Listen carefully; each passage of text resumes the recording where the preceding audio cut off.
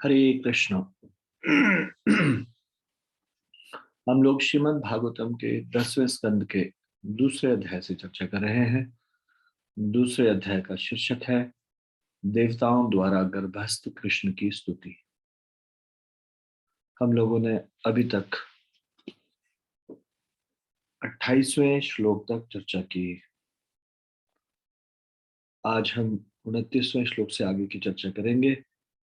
इससे पहले कि हम ये चर्चा शुरू करें, कृपया आप सब लोग मेरे साथ ये प्रार्थना मेरे पीछे दोहराइए।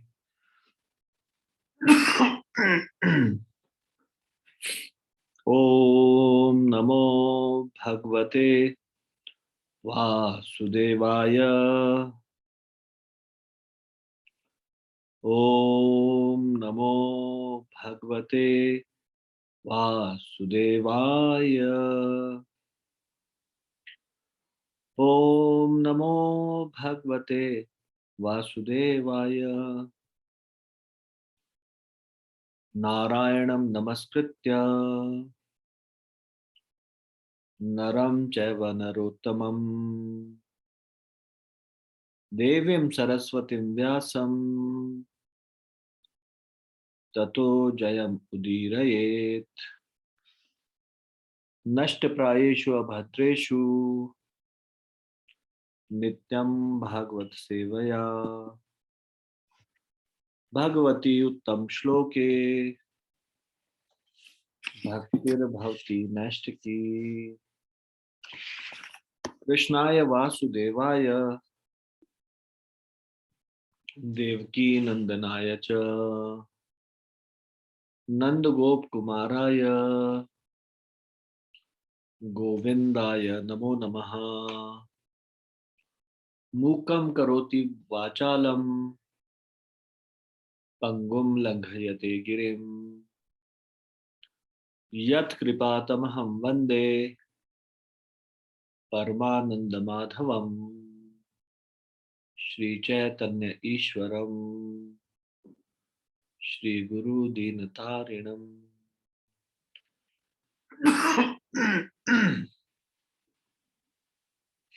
धन्यवाद।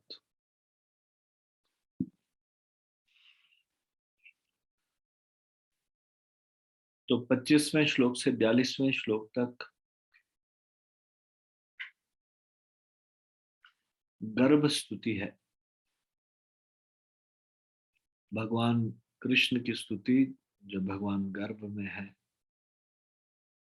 इन श्लोकों को गर्भ स्तुति कहा गया है। हम लोगों ने 28वें श्लोक तक चर्चा की थी। 29वें वह श्लोक इस प्रकार से है। बिभर्षि रूपाण्यवबोध आत्मा क्षेमाय लोकस्य चराचरस्य सत्वोपपन्नानि सुखावहानि सतां भद्राणि मुहुखलानाम्। हे ईश्वर, आप सदैव ज्ञान से पूर्ण रहने वाले हैं और सारे जीवों का कल्याण करने के लिए आप विविध रूपों में अवतरित होते हैं जो भौतिक सृष्टि के परे होते हैं। जब आप इन अवतारों के रूप में प्रकट होते हैं तो आप पुण्यात्माओं तथा धार्मिक भक्तों के लिए मोहक लगते हैं, किंतु अभक्तों के लिए आप संहार करता है। तात्पर्य, इस श्लोक में बतलाया गया है कि भगवान पुनः पुनः क्यों अवतरित होते हैं।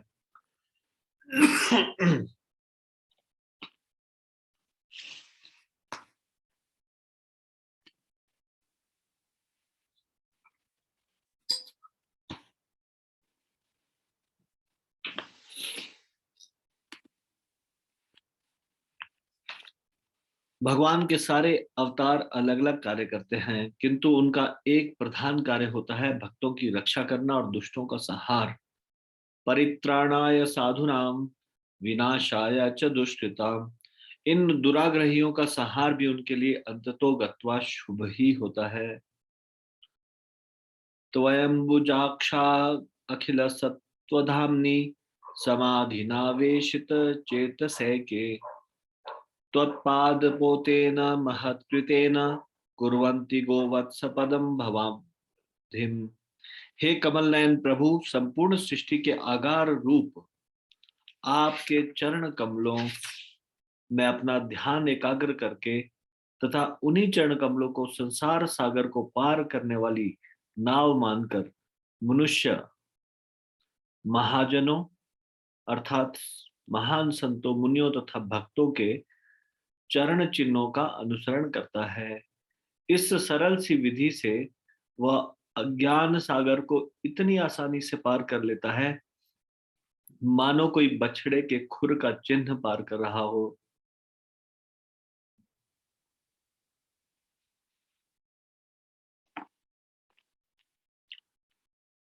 तात्पर्य: जीवन का असली उद्देश्य बारंबार जन्म मृत्यु के अज्ञान सागर को पार करना है, किंतु अज्ञान के अंधकार में रहने वाले इस उद्देश्य को नहीं जानते। उल्टे वे भौतिक प्रकृति की तरंगों द्वारा बहा ले जाए जाने के कारण प्रकृते क्रियमाणानि गुणे कर्माणि सर्वशः बारंबार जन्म मृत्यु के कष्टों को झेलते रहते हैं। मृत्यु संसार वर्तमनि। किंतु जिन व्यक्तियों ने भक्तों की संगति से ज्ञान प्राप्त कर लिया है, वे महाजनों का महत् कृतेन अनुसरण करते हैं। ऐसे लोग अपने चित्त को भगवान के चरण कमलों पर केंद्रित करते हैं और नवदा भक्ति में से एक या अधिक को श्रवणम, कीर्तनम, विष्णु स्मरणम, पाद सेवनम, नवदा भक्ति में से एक या अधिक को ग्रहण करते हैं। केवल इसी विधि से मनुष्य अज्ञान के दुर्लंघ्य संसार को पार कर सकता है। भक्ति चाहे जिस रूप में हो, शक्तिशाली होती है। श्री विष्णु श्रवणे परीक्षित अभवद व्यास की कीर्तने। भक्ति रसामृत सिंधु 1.2.265। इस श्लोक के अनुसार महाराज परीक्षित अपने मन को भगवान के नाम, गुण तथा लीलाओं के श्रवण में एकाग्र करने के कारण मुक्त हुए। इसी तरह सुखदेव गोस्वामी भी केवल भगवान के गुणगान से तथा श्री कृष्ण के विषय में प्रवचन करके मुक्त बने, जिससे संपूर्ण श्रीमद् भागवत की रचना हुई। कोई भी व्यक्ति भगवान की सखा भाव से भक्ति द्वारा भी मुक्त हो सकता है। भक्ति में ऐसी शक्ति है, जैसा कि भगवान के अनेक शुद्ध भक्तों द्वारा प्रस्तुत किए गए दृष्टांतों से हम सीख सकते हैं। तो यहाँ पे 2 एग्जाम्पल दिए हैं। नवधा भक्ति में से जिन्होंने एक विधि को अपना के भी भगवान को प्राप्त किया या यह संसार से मुक्ति संभव हुई। तो क्या आप बता सकते हैं कि भक्ति रसामृत सिंधु में रूप गोस्वामी जी ने बताया है, एक एक नवदा भक्ति में से एक एक भक्ति के द्वारा जिन्होंने इस संसार से मुक्त हुए, तो एक एक 2 विधियों का यहाँ पे एग्जाम्पल दिया। श्रवण के द्वारा परीक्षित महाराज, और कीर्तन विधि यानी कि भगवान का गुणगान के द्वारा व्यास की मतलब सुखदेव गोस्वामी। तो आप में से कौन बता सकते हैं नवधा भक्ति में से 9 लोग जिन्होंने एक एक विधि को अपना के भगवत प्राप्ति की? Please raise your hand. कृपया अपना हाथ खड़ा कीजिए।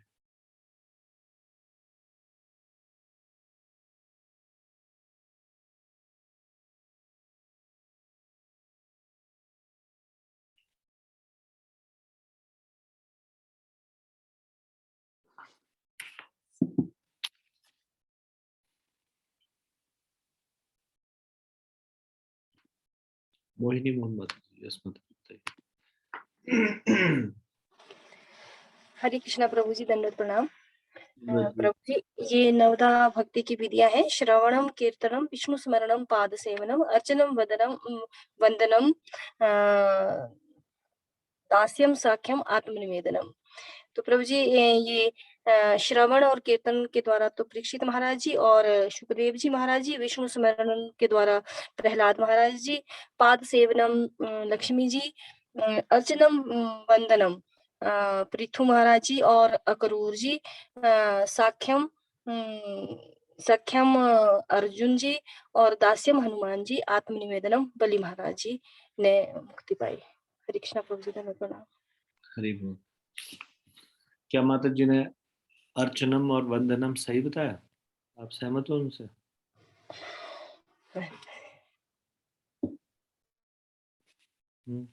या किसी का और मत है?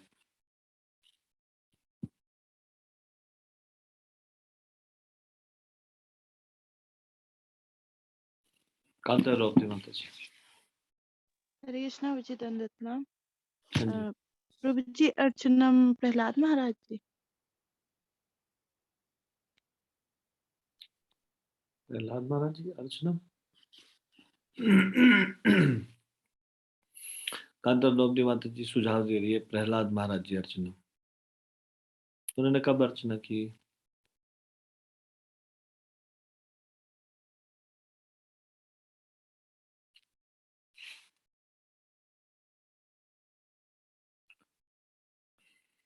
Anybody knows this shloka? Bhakti Rasamrita Sindhu.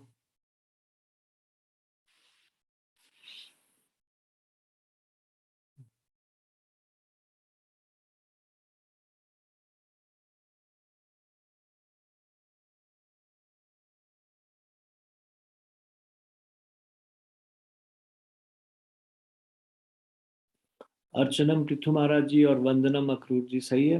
मैं आप लोगों से पूछ रहा हूँ, बाकी लोगों से। यस प्रभु जी, सही है।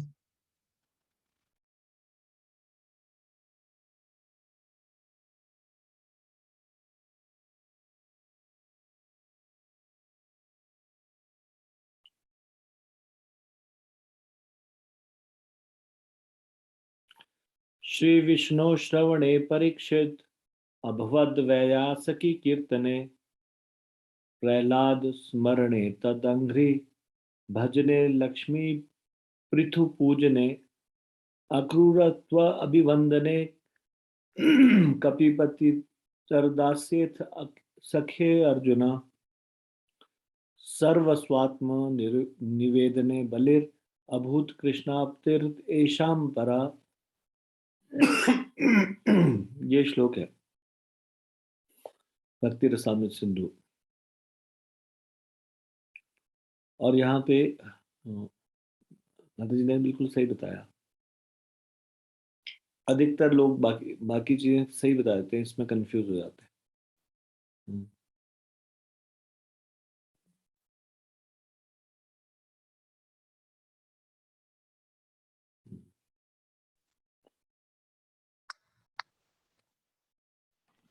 प्रहलाद महाराज जी स्मरण के हैं। परीक्षित महाराज जी, सुखदेव महाराज जी। परीक्षित महाराज जी श्रवण, सुखदेव महाराज जी कीर्तन, प्रहलाद महाराज जी स्मरण, लक्ष्मी जी पाद सेवनम, पृथु महाराज जी अर्चनन, अक्रूर जी वंदन, हनुमान जी दास्यम, अर्जुन सख्य और बलि महाराज जी आत्मनिवेदन। आपको याद रहेगा ये आगे के लिए? नोट किया आपने? नवदा भक्ति, 9 भक्ति के ये 9 एग्जाम्पल दिए गए हैं रूप गोस्वामी के द्वारा कि इन्होंने एक एक विधि का पालन करके सिद्धि प्राप्त की या मुक्ति प्राप्त की।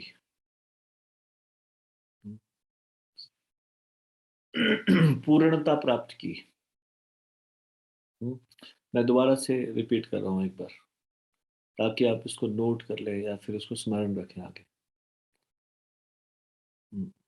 श्रवण परीक्षित महाराज जी, कीर्तन सुखदेव गोस्वामी। कीर्तन का मतलब यही नहीं है कि हम भगवान के नाम का गुणगान कर रहे हैं, वो भी कीर्तन की श्रेणी में आता है। कीर्तन सुखदेव गोस्वामी। स्मरण प्रहलाद महाराज जी। पाद सेवनम का एग्जाम्पल है लक्ष्मी जी। अर्चन का एग्जाम्पल है पृथु महाराज। वंदन के द्वारा पूर्णता प्राप्त की अक्रूर जी। दास्यम के द्वारा हनुमान जी। साख्यम के द्वारा अर्जुन जी। और आत्मनिवेदनम बलि महाराज।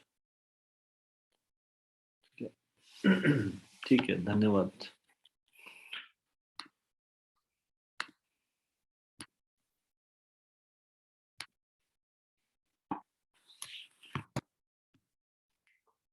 अब यहाँ पे ये भी महत्वपूर्ण श्लोक है, प्रभुपाद जी तात्पर्य में बता रहे हैं।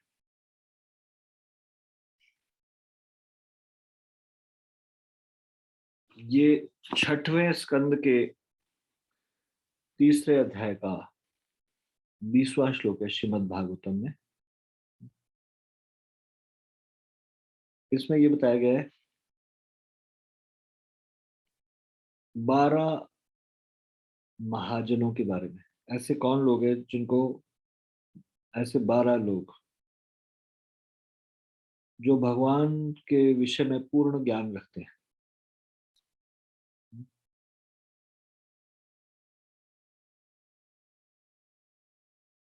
स्वयंभूर्नारदः शंभु कुमारः कपिलो मनु प्रहलाद जनको भीष्मो बलिर्वयासकी वयम। अगला श्लोक यहाँ पे नहीं लिखा हुआ, लेकिन अगला श्लोक है द्वादशेते विजानीमो धर्म भागवतम भटा गुह्यम विशुद्ध दुर्बोधम यम ज्ञात्वा अमृतम श्नुते। पहले 12 लोगों के बारे में बताया गया। स्वयंभू बोला गया ब्रह्मा जी के लिए, तो पहले हैं ब्रह्मा जी, उसके बाद नारद, शंभु मतलब भगवान शिव, कुमार मतलब 4 कुमार, कपिल मतलब भगवान कपिल, मनु मतलब स्वयंभू मनु, प्रहलाद मतलब प्रहलाद महाराज, जनक मतलब जनक महाराज, भीष्म मतलब भीष्म पितामह, बलि मतलब बल महाराज बलि, और व्यासकी मतलब व्यास देव के पुत्र यानी कि सुखदेव।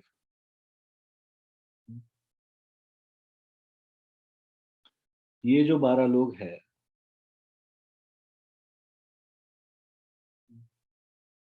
वयम यहाँ पे बोलते हैं। वयम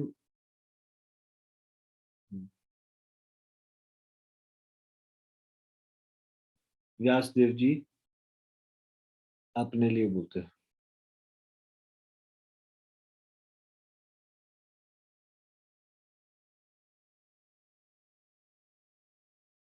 तो ये जो 12 लोग हैं,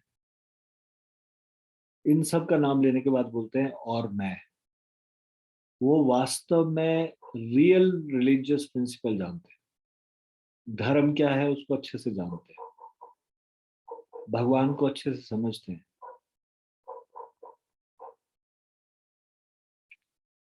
ट्रांसेंडेंटल रिलीजियस प्रिंसिपल, जिसको भागवत धर्म कहा जाता है, या फिर भगवान के प्रति शरणागति या भगवान के प्रति प्रेम।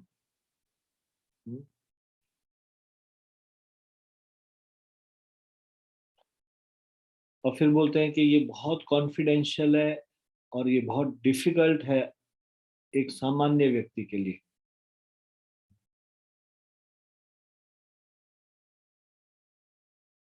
तो ये 12 लोगों के बारे में बताया गया। तो यहाँ पे ये बताया गया है भक्ति में ऐसी शक्ति है कि भगवान की भक्ति में ऐसी शक्ति है, जैसा कि भगवान के अनेक शुद्ध भक्तों द्वारा प्रस्तुत किए गए दृष्टांतों से हम सीख सकते हैं। हम ऐसे ही भक्तों के चरण चिन्हों का अनुसरण हमें ऐसे ही भक्तों के चरण चिन्हों का अनुसरण करना है क्योंकि इस एक सरल विधि से ही मनुष्य अज्ञान के सागर को उसी तरह पार कर सकता है जिस तरह बछड़े के खुर से उत्पन्न एक छोटे चिन्ह को। यहाँ पर भगवान को अंबुजाक्ष अर्थात कमल नेत्र कहा गया है, भगवान के कमल जैसे नेत्रों को देखकर मनुष्य इतना तुष्ट हो जाता है कि वह अन्य किसी वस्तु की ओर अपनी दृष्टि उठाना नहीं चाहता। भगवान के दिव्य स्वरूप को देख करके ही भक्त अपने हृदय में स्थित भगवान में तल्लीन हो जाता है। यह तल्लीनता ही समाधि कहलाती है। ध्यानावस्थित तद्गतेन मनसा पश्यन्ति यम योगिनः। श्रीमद् भागवतम के 12वें स्कंद के 13वें अध्याय का पहला श्लोक। योगी भगवान के विचारों में लीन रहता है क्योंकि उसके हृदय में स्थित भगवान के चिंतन के अतिरिक्त उसके पास कोई अन्य कार्य नहीं रहता।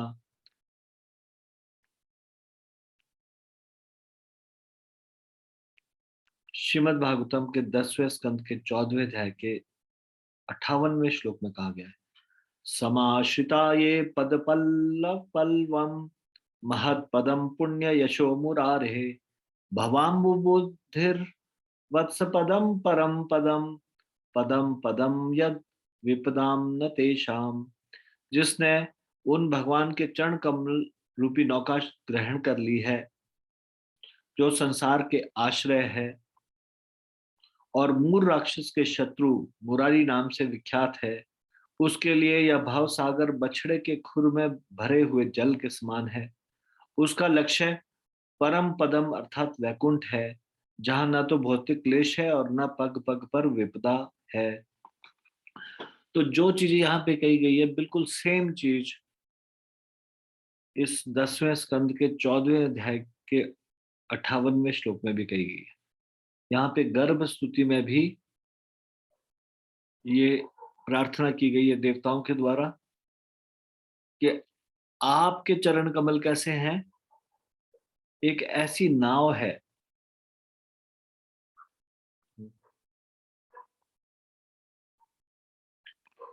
कि जो इस नाव की शरण ग्रहण कर लेता है, यानी कि आपके चरण कमल रूपी नौका ग्रहण कर लेता है, उसके लिए संसार कैसा हो जाता है। संसार को पार करना एक बछड़े के खुर के चिन्ह को पार करना। जैसे हम देखते हैं सर्दियों में, नहीं बरसात में माफ कीजिए, पशु के चरण चिन्हों के निशान में पानी भर जाता है। एक छोटा सा बछड़ा हो, उसका खुर का निशान कितना बड़ा होगा, कोई बहुत ज्यादा बड़ा नहीं होगा। एक बच्चा भी उसको आसानी से एक कदम में पार कर लेगा। तो ये भव सागर जो बहुत ज्यादा कठिन है, जिसको पार करना बड़ा कठिन बताया गया है, ये दुर्ग की भांति है। मतलब जिसको पार करना बहुत अत्यंत कठिन है, उसको पार करना बहुत आसान हो जाता है यदि कोई भगवान के चरण कमलों की शरण ग्रहण कर ले।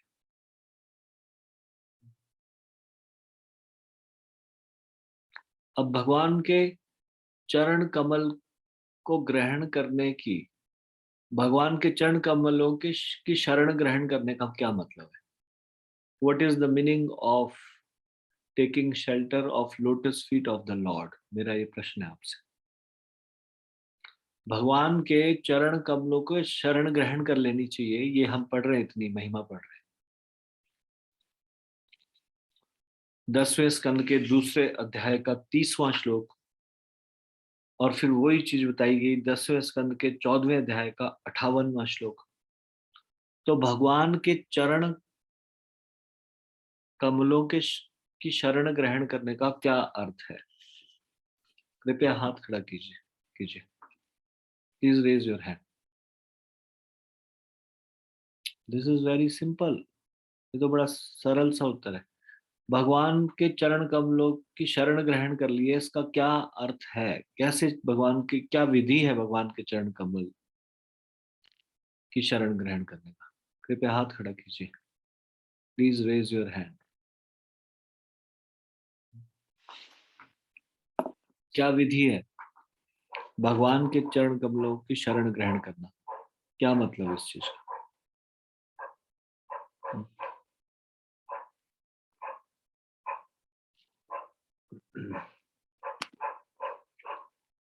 राजेंद्र प्रताप प्रभु, यस प्रभु जी बताइए। हरे कृष्णा प्रभु जी, दंडवत प्रणाम। धन्यवाद जी। प्रभु जी, कीर्तनिया सदा हरि, भगवान का स्मरण करना प्रभु जी। राजेंद्र प्रताप जी ने बोला कीर्तनीय सदाहरि। गौरीशा माता जी। हरे कृष्णा प्रभु जी, दंडवत प्रणाम। धन्यवाद प्रणाम। गुरु के शरण में जाकर और जो नियम है, नियमों का पालन करके हम भगवान की शरण में जा सकते हैं। हरे कृष्णा प्रभु जी। ठीक है, गौरीशा माता जी ने बताया गुरु की शरण में जाके फिर भगवान का, उनके बताए गए आदेश। नियमों का पालन करके ठीक है, हम भगवान की शरण में जा सकते हैं। म्यूट कर लीजिए। हरे कृष्णा प्रभु जी। हरे कृष्णा। खुशी गुप्ता माता जी। हरे कृष्णा प्रभु जी, दंडवत प्रणाम। धन्यवाद प्रणाम। प्रभु जी, प्रामाणिक गुरु के आदेशों का पालन करते हुए उनके अंडर रहते हुए भक्ति करना और वो कृष्ण भावना में तो होने चाहिए, मतलब प्रामाणिक तो कृष्ण भावना में किया है। और फिर धीरे धीरे नवदा भक्ति के स्टेप को पालन करना। हरे कृष्णा प्रभु जी, दंडवत प्रणाम। धन्यवाद। थोड़ी सी एक और चीज ऐड की खुशी माता जी ने। गौरीशा माता जी ने बताया था गुरु की शरण ग्रहण करना, और माता जी ने बोला नहीं, प्रामाणिक गुरु की शरण ग्रहण। लाल सिंह प्रभु, यस प्रभु जी।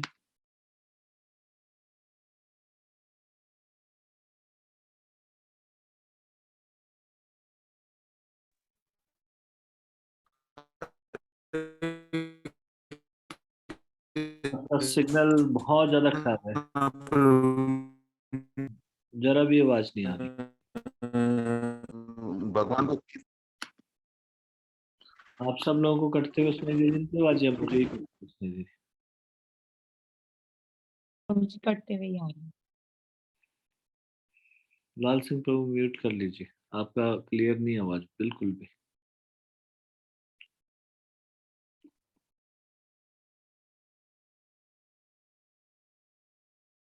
सरिता चौहान माता जी। हरे कृष्णा प्रभु जी, दंडवत प्रणाम। प्रभु जी, भगवान की शरण ग्रहण करना का मतलब है भगवान कृष्ण को पूरी तरह से शरणागति होना प्रभु जी, और प्रामाणिक गुरु के आदेशों का पालन करना प्रभु जी। पूरी तरह से शरणागति होने का मतलब क्या? जी प्रभु जी, सिर्फ भगवान कृष्ण को ही पूरा समर्पित कर देना। कैसे? जैसे कि प्रभु जी, अपनी इंद्रियों को भगवान की सेवा में लगाना, और पूरा जो भी है, मतलब गृहस्थ में पूरा भगवान केंद्र को ही, भगवान कृष्ण को ही केंद्र में लेके चलना प्रभु जी। और कोई कार्य नहीं करना, सिर्फ भगवान का ही कार्य करना है, ऐसा? जी जी प्रभु जी। कैसे कैसे किया जा सकता है भगवान का ही कार्य और कोई कार्य नहीं किया जा सकता? भगवान का कार्य प्रभु जी ऐसे, जैसे इंद्रियों को, जैसे भगवान जी का भोग बनाना प्रभु जी, तो भगवान कृष्ण के लिए भोग हमें बनाना, कीर्तन करना प्रभु जी, और जप करना भगवान कृष्ण के लिए, सब कुछ कर उनकी प्रसन्नता के लिए करना प्रभु जी।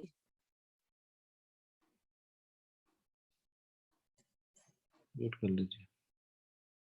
अधीश्वरी लक्ष्मण। हरे कृष्णा प्रभु जी, दंडवत प्रणाम। प्रभु जी, वो आपने कराया था पहले हरि भक्ति विलास का शरणागति का श्लोक कराया था। प्रभु जी, उसको बोलना चाहती थी मैं। उसमें 6 लक्षण बताए थे शरणागति के। अनुकूलस्य संकल्पः, प्रतिकूलस्य वर्जनम, रक्षिष्यतीति विश्वासो, गुप्तत्वे वर्णम, तथा आत्मनिक्षेप कार्पण्य षड्विधा शरणागति। कि भगवान की भक्ति के अनुकूल चीजों को स्वीकार करना, प्रतिकूल चीजों को छोड़ देना, और जैसे भी स्थिति हो भगवान रक्षा करेंगे ऐसा विश्वास होना, भगवान को अपना परम स्वामी स्वीकार करना, और भगवान को आत्मसमर्पण करना, और दीनहीन अवस्था में। तो ये शरणागति के 6 लक्षण है। हरे कृष्णा प्रभु जी, धन्यवाद प्रभु। कलावती माता। हरे कृष्ण प्रभु जी, दंडवत प्रणाम। प्रभु जी, बाकी भक्तों ने तो कहा उसके साथ यही कृष्ण एक शरणम, जैसे आपने कल बताया था कि सिर्फ भगवान कृष्ण की पूजा करना, अन्य सभी देवी देवताओं की नहीं। हरे कृष्ण प्रभु जी, धन्यवाद। ठीक। उषा माता जी। हरे कृष्ण प्रभु जी, प्रणाम। प्रभु जी वैसे सबने बोल दिया, लेकिन बस एक चीज मुझे ऐड करनी थी, ये इनके इन प्रकारेण अपने मन को कृष्ण में लगाना।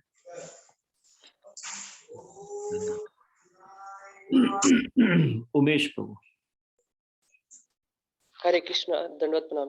दंडवत प्रभु जी प्रभु जी ने ऐसा बताया था कि जैसे हमारे जो इमीडिएट स्पिरिचुअल गाइड है वो जैसा बता दे बस वैसा करना, फॉलो कर लेना इंस्ट्रक्शंस को, वही कृष्ण की शरण ग्रहण करना है।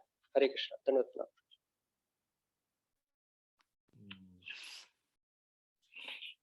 आप सभी के उत्तर सही है।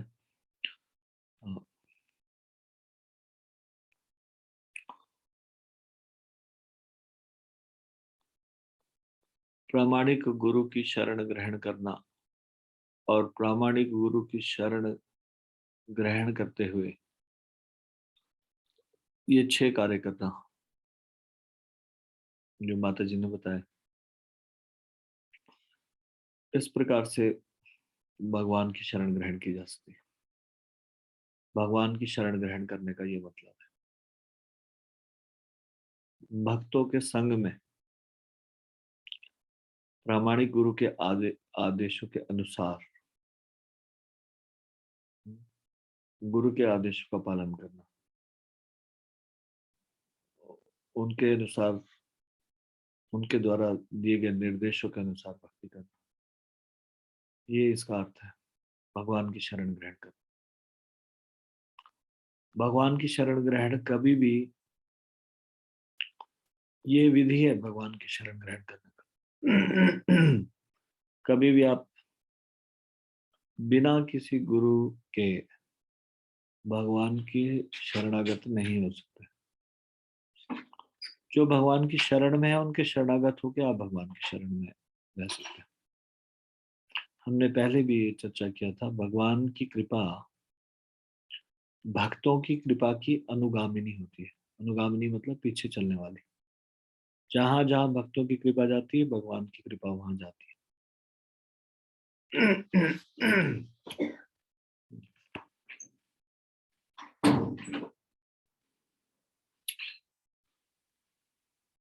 तो यहाँ पे बताया गया, जिसने उन भगवान के चरण कमल रूपी नौका ग्रहण कर ली है,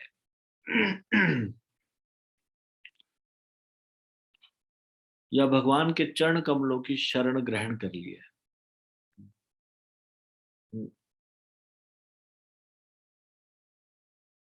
उसके लिए इस संसार को पार करना इतना सरल है जितना कि बछड़े के खुर के चिन्ह को पार करना।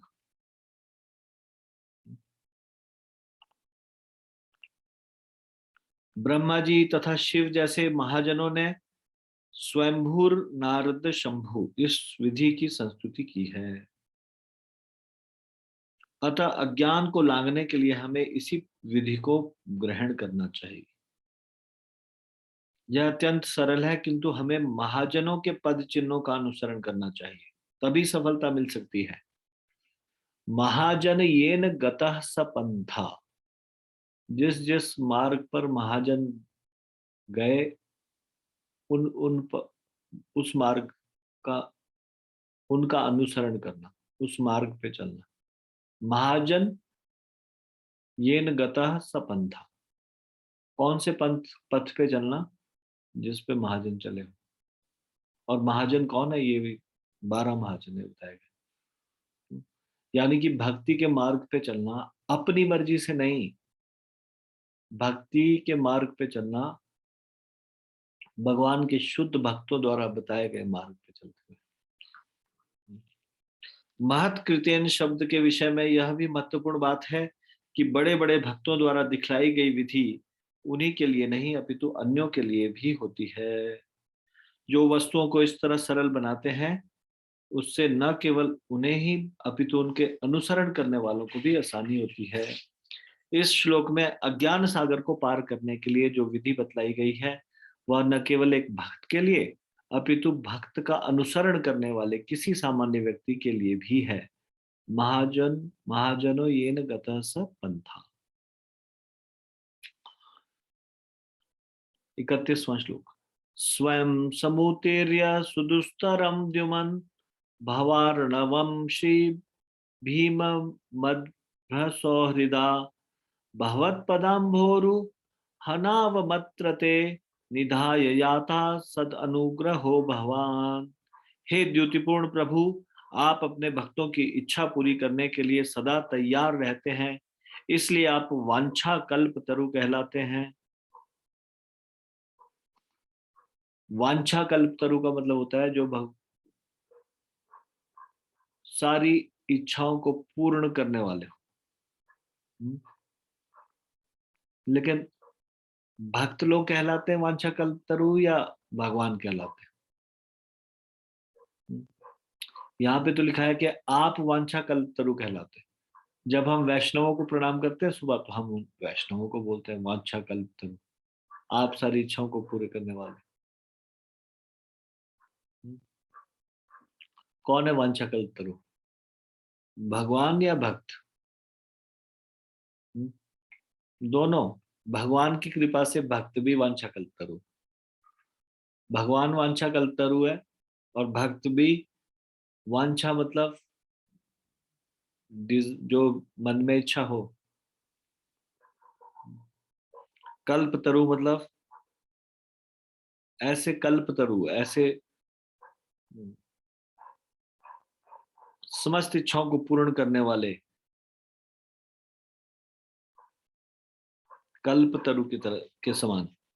जब आचार्यगण अज्ञान के भयावह भाव सागर को तरने के लिए आपके चरण कमलों की शरण ग्रहण करते हैं, तो वे अपने पीछे अपनी वह विधि छोड़ जाते हैं जिससे वे पार करते हैं।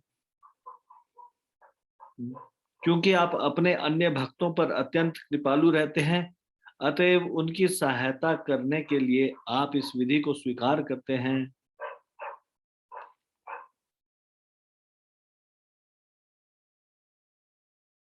तात्पर्य इस कथन से पता चलता है कि किस तरह दयालु आचार्यगण तथा कृपालु भगवान मिलकर उस गंभीर भक्त की सहायता करते हैं जो भगवत धाम वापस जाना चाहता है। श्री चैतन्य महाप्रभु ने शिल रूप गोस्वामी को शिक्षा देते हुए कहा, ब्रह्मांड भ्रमिते कौन भाग्यवान जीव, गुरु कृष्ण प्रसादे पाए भक्ति लता बीज। चैतन्य चरितमृत मध्य लीला 19वें अध्याय का 151वां श्लोक। गुरु तथा कृष्ण की दया से ही मनुष्य को भक्ति लता बीज प्राप्त हो सकता है। गुरु का कर्तव्य है कि काल, परिस्थिति तथा पात्र के अनुसार साधनों की खोज करे, जिससे मनुष्य को भक्ति करने के लिए प्रेरित किया जा सके। क्योंकि भगवत धाम वापस जाने वाले व्यक्ति से कृष्ण यह भक्ति स्वीकार करते हैं। तो ये श्लोक बड़ा महत्वपूर्ण है, हमने इस पे पहले विस्तार से चर्चा की है। ब्रह्मांड में भ्रमण करते करते कोई एक ऐसा भाग्यशाली जीव होता है जिसको गुरु और कृष्ण की कृपा से भक्ति लता का बीज मिल जाता है।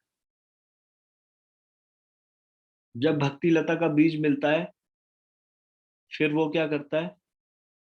फिर वो सावधानी पूर्वक उसका रोपण करता है अपने हृदय में और उसको सींचता है प्रतिदिन। जैसे बीज को सींचा जाता है, तो उस सींचने की विधि क्या है? भगवान के विषय में प्रतिदिन सुनना, भगवान के विषय में पढ़ना, भगवान के विषय में बोलना, सुनना, hearing and chanting.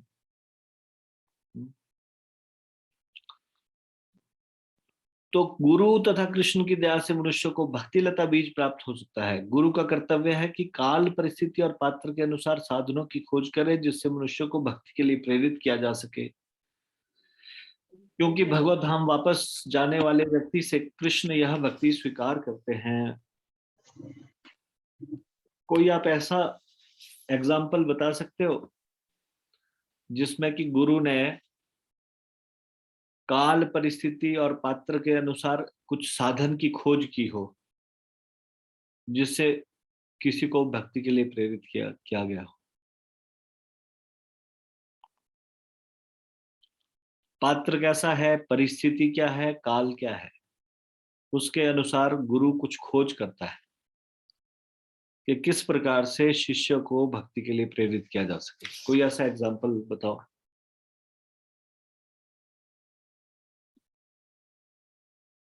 Ankita Bhatt बताइए। जी धन्यवाद प्रणाम। हरे कृष्ण।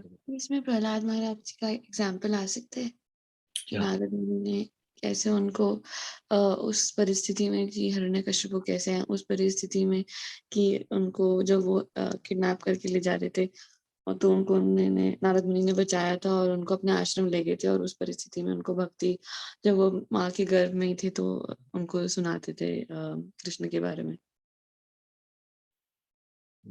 ओके, ठीक है। तो उनको प्रेरित किया उन्होंने इस तरह से श्रवण सुनाकर, काल परिस्थिति और के हिसाब से। ठीक है, वृंदावन जी।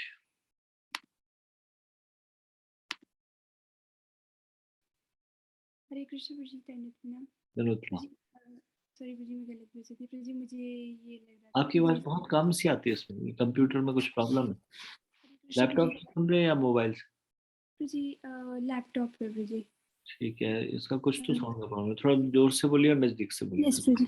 हरे कृष्ण प्रभु जी। धन्यवाद जी। प्रभु जी मुझे ये लग रहा था प्रभु जी, शायद मैं गलत भी हो सकती प्रभु जी, मुझे लग रहा था कि जैसे भक्ति सिद्धांत सरस्वती ठाकुर जी थे तो प्रभु जी उन्होंने जैसे कोई भी व्यक्ति उस टाइम सन्यासी जो लोग थे वो लोग गाड़ी में नहीं बैठते थे तो प्रभु जी उन्होंने प्रचार के लिए गाड़ी में भी गए वो, और वैसे ही श्रील प्रभुपाद जी ने भी मतलब कोई समुद्र को जहाज में नहीं क्रॉस करता था तो प्रभुपाद जी ने भी मतलब उस साधन को यूज़ करा। तो प्रभु जी मुझे ये लग रहा था। भक्ति के लिए प्रेरित कैसे किया उस साधन को यूज करके? उन्होंने समय काल परिस्थिति के हिसाब से प्रचार की कोई विधि अपनाई, लेकिन उससे प्रेरित क्या हो अपने उस कृत्य से। आप भी वही गाड़ी यूज करो, देखो मैं भी गाड़ी यूज कर रहा हूँ, ऐसे। सॉरी।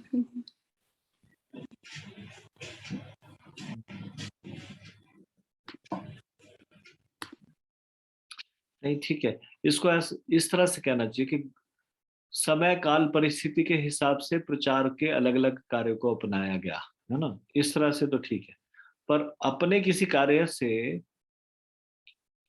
उन शिष्य को प्रेरित किया और कुछ इस तरह से कोई कार्य किया जिससे कि शिष्य कोई साधन खोजा जिससे कि शिष्य प्रेरित हो सके, मतलब कोई ऐसा कार्य है जिससे कि शिष्य प्रेरित हो सके।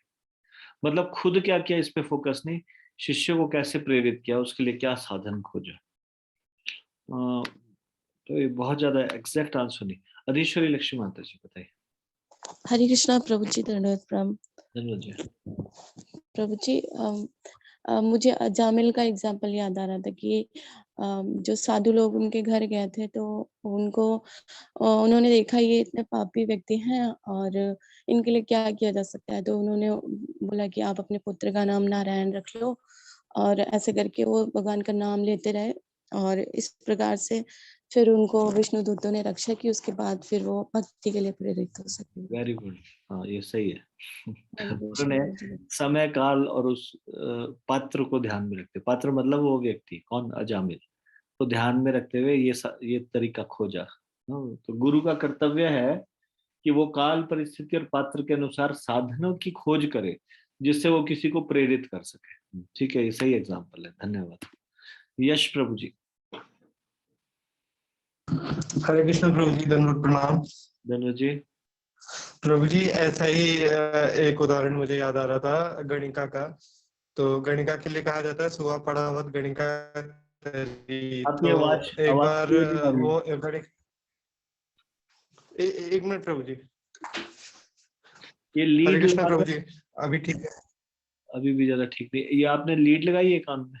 नहीं प्रभु जी, वो थोड़ा नेटवर्क प्रॉब्लम है घर में। ओके, ध्यान से सुनने पे सुनाई दे रहा है, बोलिए। जी प्रभु जी, गणिका का उदाहरण आता है। गणिका वैश्या थी, तो एक बार रात के समय में कुछ साधु गलती से मतलब उनके घर आ जाते हैं ठहरने के लिए। तो मतलब गणिका उनकी बहुत मन से सेवा करती है। और फिर जब अगला दिन होता है तो साधु जब वहां से जा रहे होते हैं तो गणिका उन्हें सारा सच बता देती है कि मतलब मैं एक वैश्य हूँ, मुझे क्षमा करे, अगर कोई त्रुटि हुई हो तो। मतलब साधु होते हैं वे उसका मतलब श्रद्धा भाव देख के प्रसन्न हो जाते हैं, तो वो उसको एक तोता देते हैं और कहते हैं कि इसको तुम हरि बोलना सिखाओ।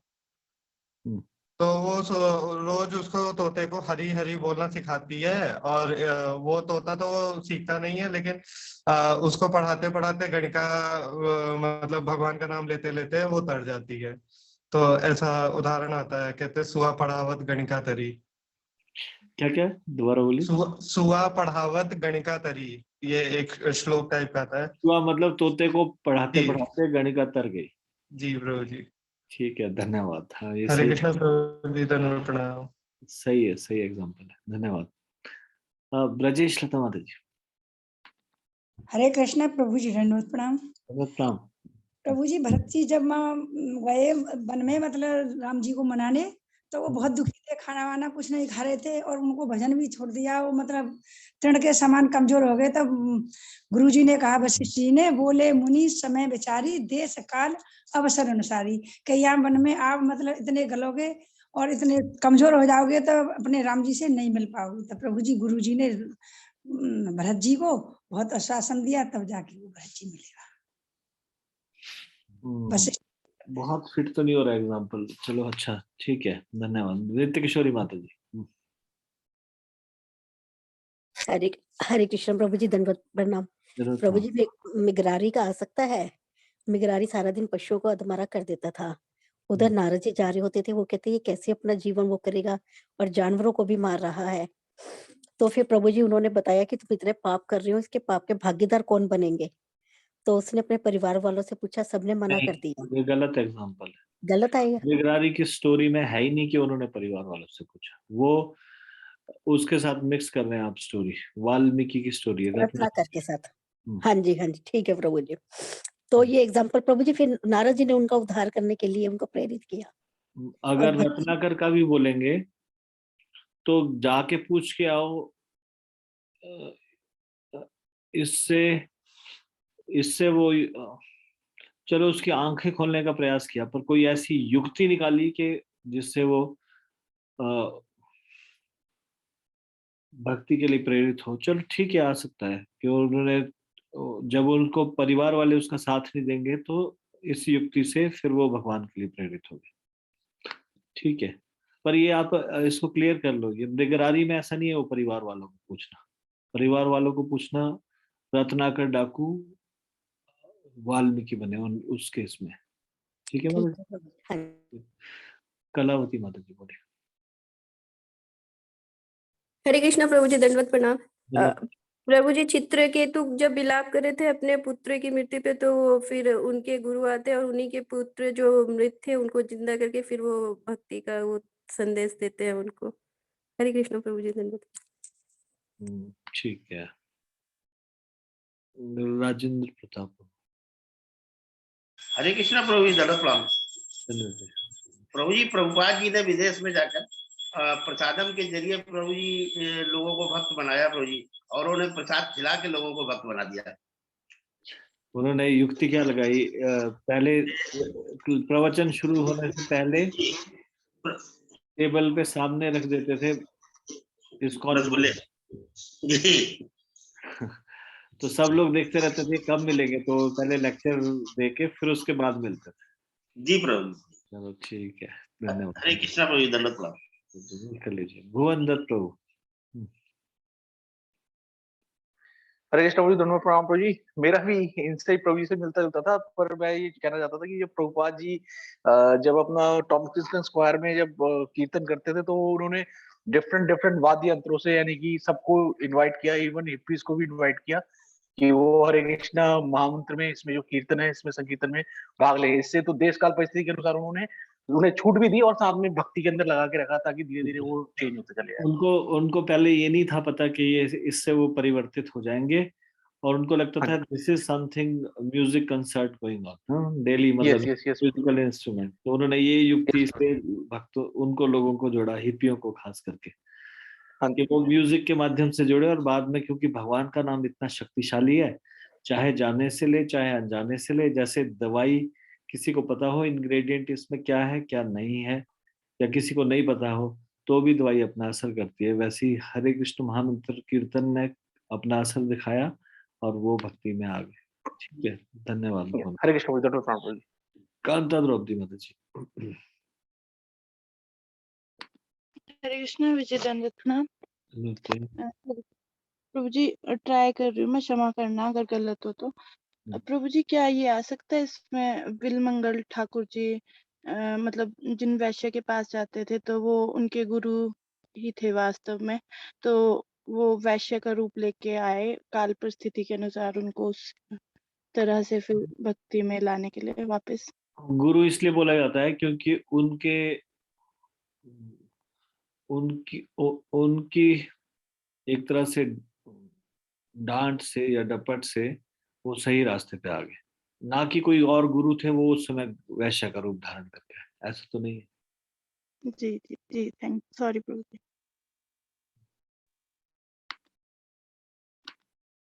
यश अग्रवाल को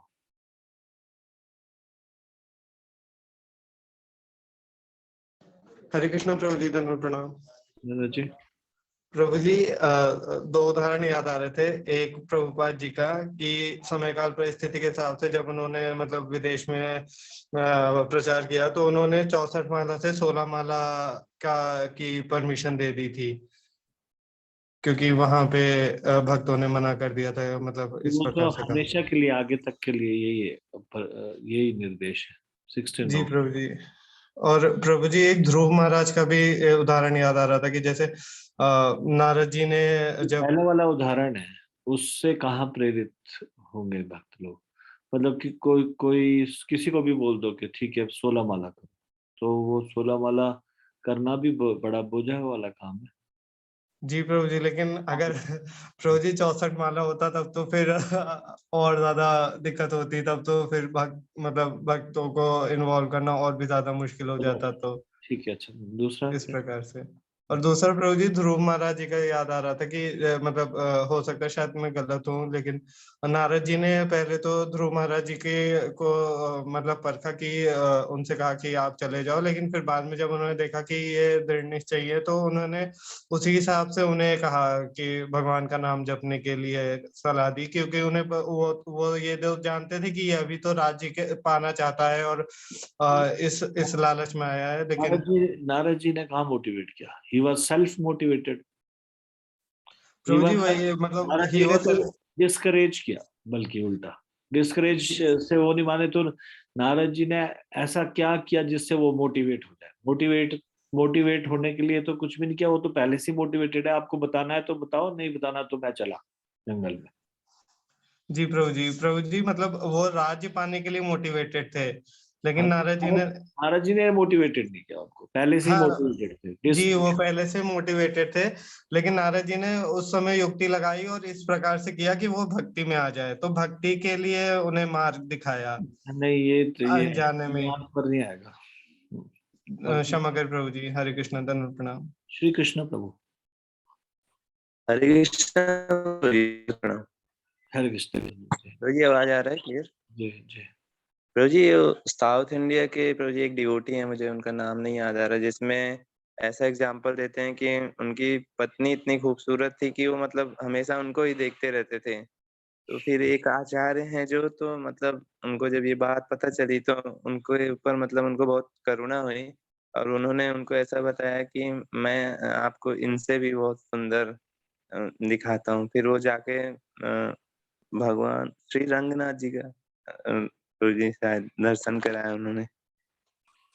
कोई इनकी सहायता करेगा, कोई स्टोरी को बताना चाह रहे?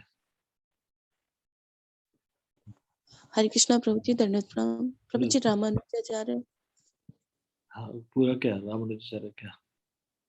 रामानुजाचार्य के साथ ऐसा हुआ कि वो अपनी पत्नी से आ सकते? नहीं प्रभु जी जो आचार्य के लिए बता रहे हैं, वो रामानुजाचार्य थे। प्रभु जी एग्जैक्ट तो मुझे भी अच्छे से याद नहीं है, बट इतना याद है कि वो जो थे ठीक है, ठीक है। आवाज नहीं आ रही आपकी, मैं इसको बताता हूँ। एक भक्त हुए जो कि रामानुजाचार्य के शिष्यों में बड़े अग्रणी माने गए। तो उनकी स्टोरी है ये। भगवान जी का प्रोसेशन जा रहा था और एक तरफ सब लोग लगे हैं भगवान के स्वागत के लिए और भगवान जी का प्रोसेशन चल रहा है और ये अपनी पत्नी को देखते हुए उल्टे उल्टे चल रहे हैं।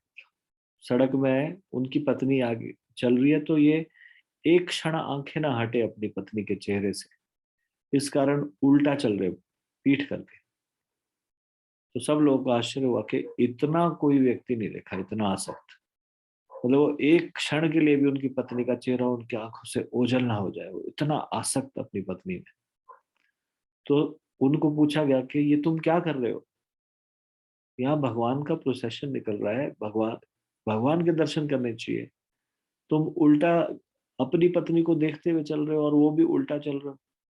तो वो कहते हैं कि मेरी पत्नी संसार की सबसे सुंदर स्त्री है, इस संसार में सबसे सुंदर है, इसलिए मैं उसको देखते हुए उल्टा चल रहा हूँ, क्योंकि मैं एक क्षण भी नहीं चाहता कि मैं इस सुंदरता का पान ना करूं। तो फिर रामानुजाचार्य को जब पता चला कि ये ऐसा मूर्ख व्यक्ति है तो उनको उसके ऊपर दया आ गई और उन्होंने भगवान से विशेष प्रार्थना की और उस व्यक्ति से कहा कि यदि मैं तुम्हें इस संसार में सबसे सुंदर, इन तुम्हारी पत्नी से भी सुंदर कोई दिखा दूं तो उन्होंने बोला तो मैं उनको देखना शुरू कर दूंगा, जो सबसे सुंदर होगा उसको देखूंगा। तो उन्होंने बोला ठीक है। फिर वो भगवान के सामने उनको लेके जाते हैं, क्योंकि एक भक्त ने ये चाहा कि वो भगवान की सुंदरता से आकर्षित हो जाए, इस कारण से वो भगवान को देख के इतना आकर्षित हो गया कि उन्होंने सब कुछ छोड़ के पूरी तरह से उनकी शरण ग्रहण कर ली। ठीक है, श्री कृष्ण प्रभु। जी प्रभु जी, हरे कृष्ण प्रभु जी। आपको ये एग्जाम्पल, ऐसा अधूरा एग्जाम्पल तो नहीं दोगे बाद में? नहीं प्रभु जी। ठीक है। रामानुजाचार्य का शिष्य थे वो। हाँ जी प्रभु जी, प्रभु जी पूरा याद है। ठीक है, तो ठीक है, उन्होंने युक्ति लगाई है।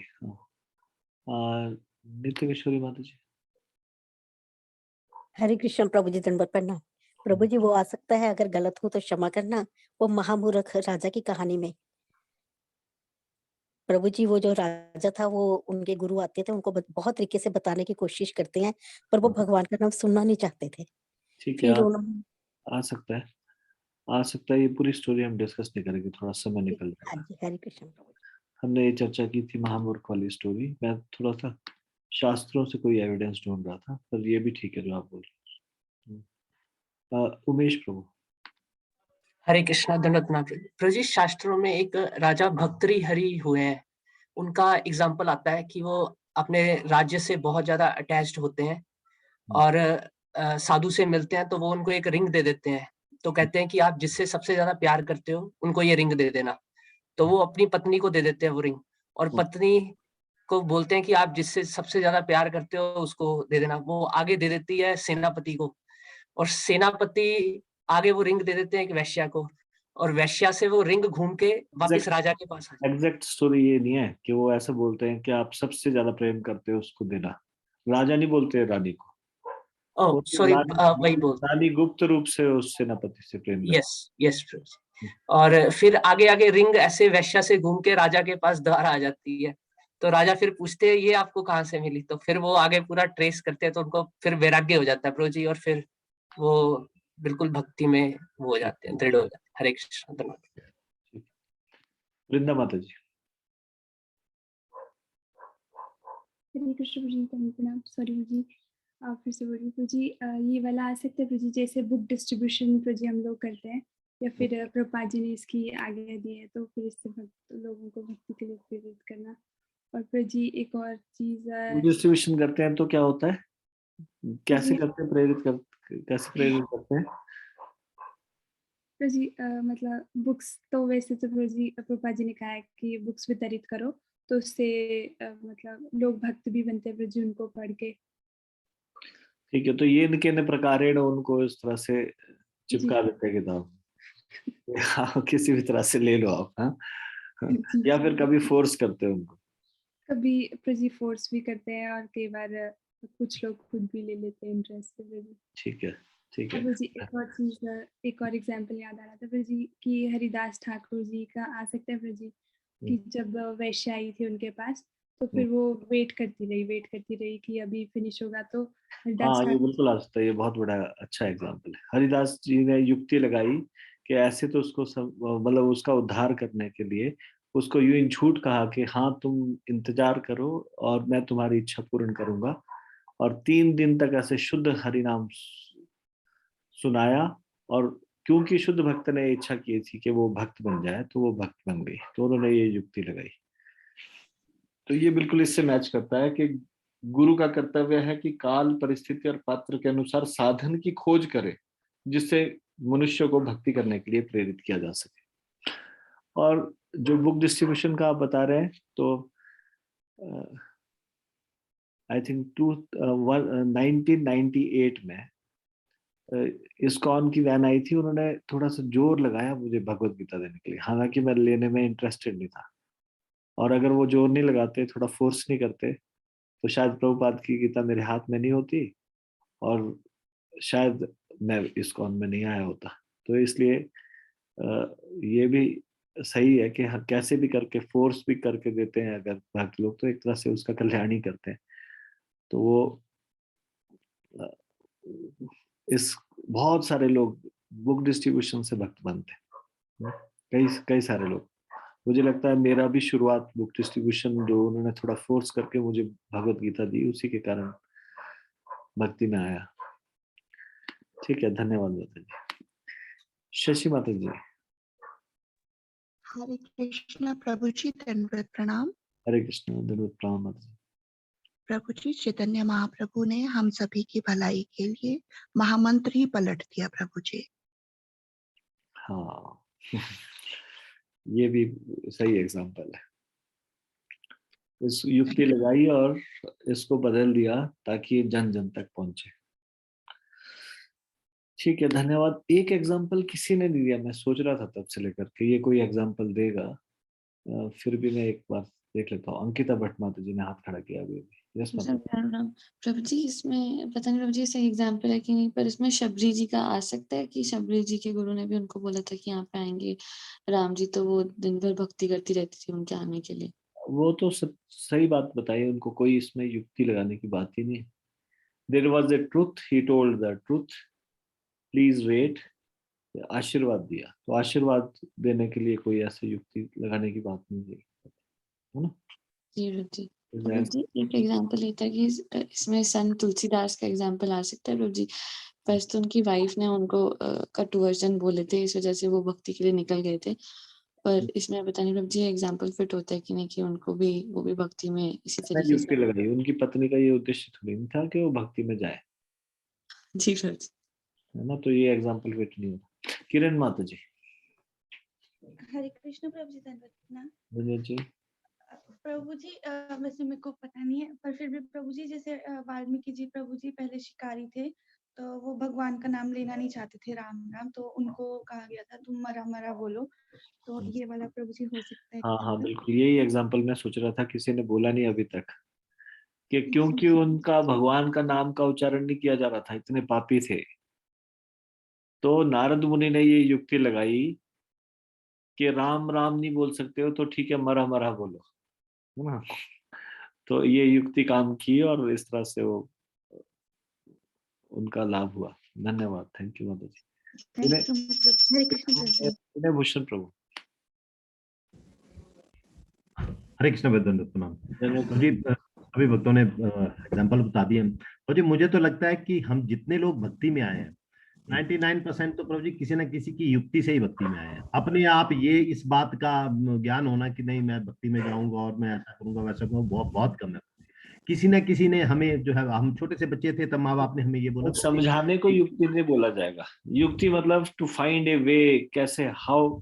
देखिए जैसे यहाँ पे बताया गया है कि गुरु का कर्तव्य है काल, परिस्थिति और पात्र के अनुसार, चाहे उसको थोड़ा प्रलोभन देके, चाहे किसी और तरीके से बता के, तो हमेशा ये केस नहीं होता।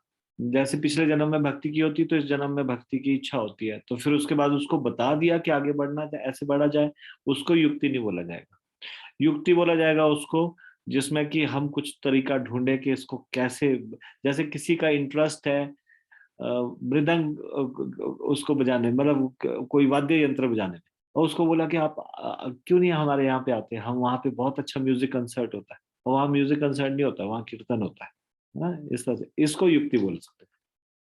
प्रभु जी मैं ऐसे बोल रहा था ना, जैसे बच्चे हैं, छोटे से बच्चों को, उसको आप एकदम भक्ति बताओगे तो समझ नहीं आती है। उनको हम ये बतलाते हैं कि आप ऐसा करोगे आपके बहुत अच्छे मार्क्स आएंगे, आप अच्छे बच्चे हो जाओगे। वो आ तो गया उसी के चक्कर में, या बड़ा भी कोई आया वो कोई परेशानी में है, उसको हम यही शुरू में ऐसा भी बोल देते हैं कि अच्छा ऐसे ऐसे में आया तो मुझे, मेरी तो परेशानियां दूर होगी प्रभु जी। तो एकदम वो आएगा, बाद में उसको नहीं पकड़ेगा, बाद में तो उसको जब लाइन मिल जाएगी तो भक्ति में चल जाएगा प्रभु। ठीक है, मैं गलत हो सकता हूँ। धन्यवाद। रामवीर यादव प्रभु। यस प्रभु जी। हरे कृष्ण प्रभु जी, दंडवत प्रणाम। दंडवत जी।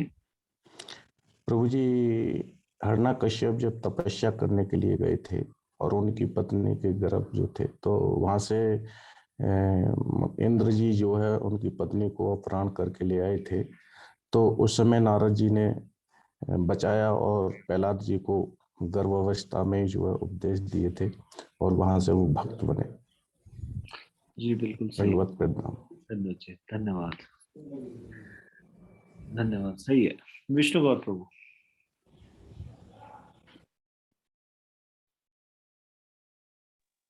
हरे कृष्ण प्रभु। हरे कृष्ण धनु जी। जी हम कॉलेज टीचिंग में टाइम मैनेजमेंट, स्ट्रेस मैनेजमेंट, इसके सेमिनार करते हैं, लेकिन आस्ते आस्ते ले आते हैं उनको प्रयोजन। उनको टाइम मैनेजमेंट सिखाने की बजाय भक्ति में रहना होता है, लेकिन दिखाते कुछ और है। आर्ट ऑफ माइंड कंट्रोल जिस तरह के सेमिनार लगते हैं। ठीक है, ठीक है, धन्यवाद। राजेंद्र प्रताप प्रभु, आपने फिर से हाथ खड़ा किया। हरे कृष्णा प्रभु जी, दंडवत प्रणाम। धन्यवाद जी। प्रभु जी, इस्कॉन के मंदिरों में प्रभु जी जो उत्सव होते हैं, वो उत्सव इतने अच्छे होते हैं कि प्रभु जी जो भी जनता जाती है उसको देख के भी प्रेरित होती है प्रभु जी, क्योंकि वो और मंदिरों में नहीं होते प्रभु जी। ठीक है, ठीक है, धन्यवाद। वृंदा माता जी। हरे कृष्ण प्रभु जी, धन प्रणाम। सॉरी प्रभु जी, मेरा आंसर भी थोड़ा सिमिलर सही है प्रभु जी।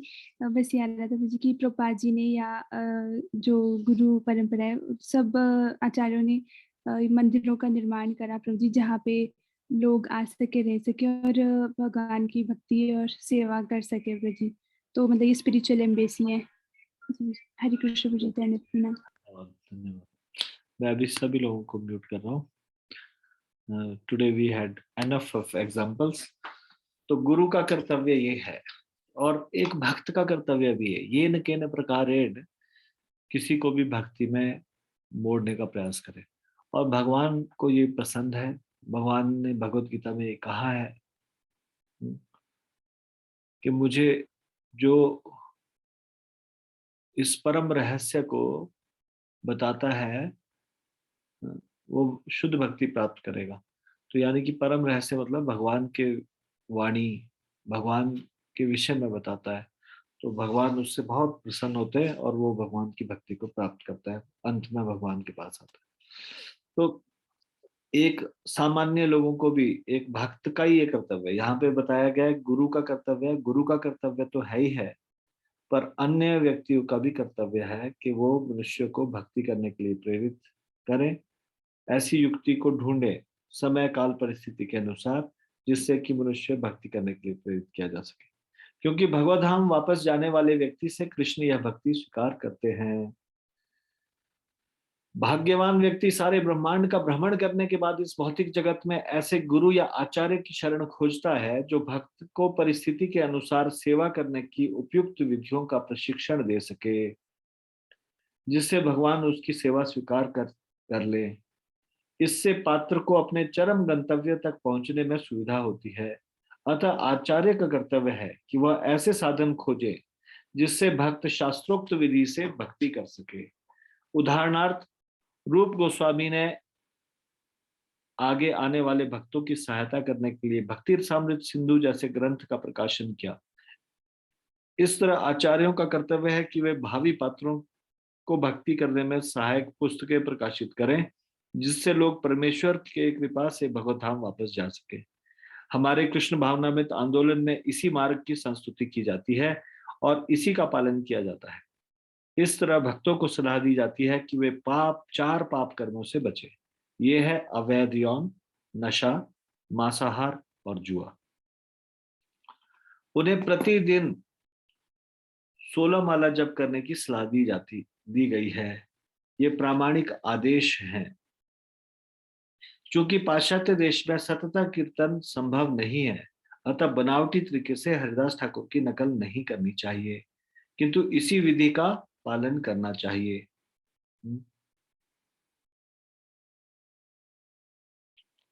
हरिदास ठाकुर की नकल करके हर समय कीर्तन नहीं कर सकते, तो ऐसे नकल नहीं कर सकते, धीरे धीरे अभ्यास को बढ़ा सकते हैं।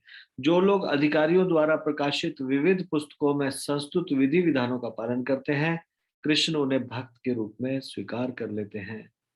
अज्ञान के सागर को पार करने के लिए भगवान ने के चरण कमलों की नौका बनाने की उपयुक्त विधि आचार्यों द्वारा बतलाई गई है, और यदि पालनकर्ता इस विधि का दृढ़ता से पालन करता है तो वह भगवत कृपा से गंतव्य तक पहुंच जाता है।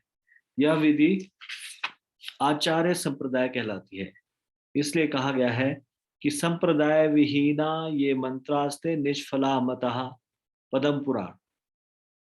आचार्य संप्रदाय नितांत प्रामाणिक है, इसलिए इस संप्रदाय को स्वीकार करना चाहिए, अन्यथा सारा प्रयास व्यर्थ हो जाएगा।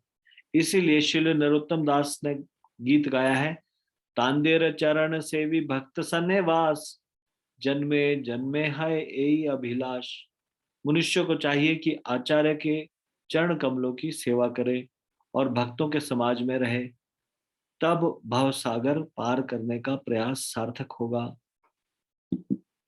अब यहाँ पे हम ये देख रहे हैं कि प्रभुपाद जी इस चीज पर बहुत जोर डाल के बोल रहे हैं ये बात कि आचार्य संप्रदाय नितांत प्रामाणिक है।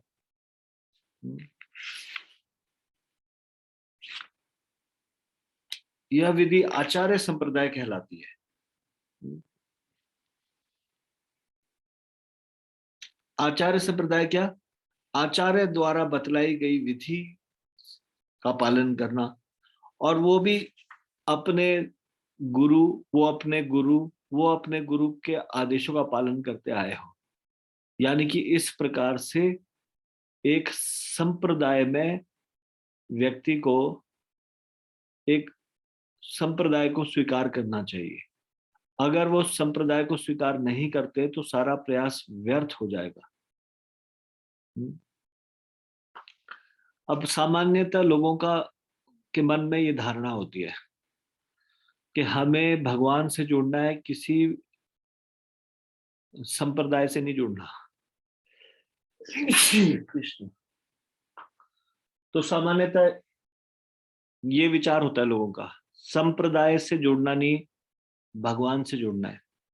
लेकिन यहाँ पे कुछ और बात कही जा रही है। यहाँ पे कहा जा रहा है संप्रदाय बहुत आवश्यक है। अगर संप्रदाय को स्वीकार ना करे तो सारा प्रयास व्यर्थ हो जाएगा।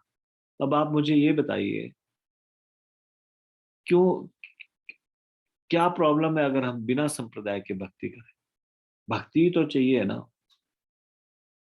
क्या अगर संप्रदाय में नहीं भी होंगे, संप्रदाय में तो हमें एक ही तरह से देखने की आदत पड़ जाएगी, बंध जाएंगे, जैसा वो लोग दिखा रहे हैं वैसा।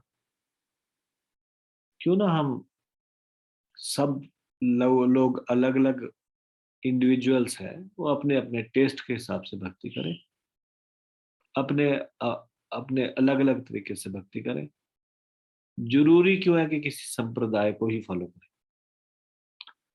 अब मान लीजिए जैसे हम इस संसार में देखते हैं डिफरेंट पार्टीज होती है, उनकी डिफरेंट आइडियोलॉजी होती है, और फिर उसके बाद कोई एक पार्टी में चला जाता है, फिर उसके बाद वो सारी की सारी बातों को मानना पड़ता है उसको, चाहे वो अंदर से सहमत भी ना हो।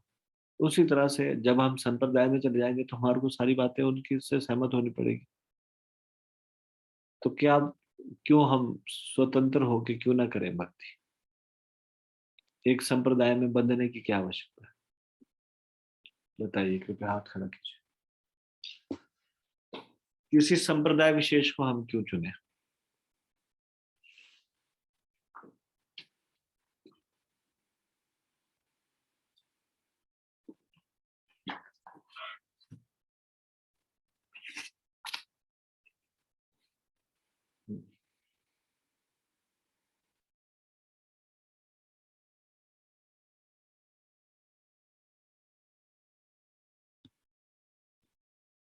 ब्रजेश लता माता जी बोलिए। हरे कृष्णा प्रभु जी, धन्यवाद प्रणाम। प्रभु जी मेरे को तो ऐसे समझ में आ रहा है, इसलिए संप्रदाय चुनना चाहिए कि रामायण एक जपाइए, गुरु बिन भवने तरह न कोई, चाहे ग्रंथ शंकर सिम होई। तो गुरु बिना और प्रमाणिक संप्रदाय इसलिए चुननी चाहिए। तो ऐसे बड़े बड़े महान साधु हुए, जो कई साधु जो है वो एकांत में तपस्या कर रहे होते हैं, जैसे कि हिमालय में या कहीं पे भी। तो ऐसे किसी साधु को ढूंढा जाए, उनको गुरु बना लिया जाए। संप्रदाय का क्या आवश्यकता? प्रभु हम तो ऐसे इतने मतलब साधु नहीं है, और न इतने कलियुग के प्राणी है, न हम पर इतने हो, इसलिए संप्रदाय में हो जाएंगे तो उनके कहे पर चलेंगे तो कुछ कर लेंगे। प्रभु जी आप कुछ सीख भी जाएंगे, इसलिए। ठीक है, म्यूट कर लीजिए। सतीश चंद्र प्रभु।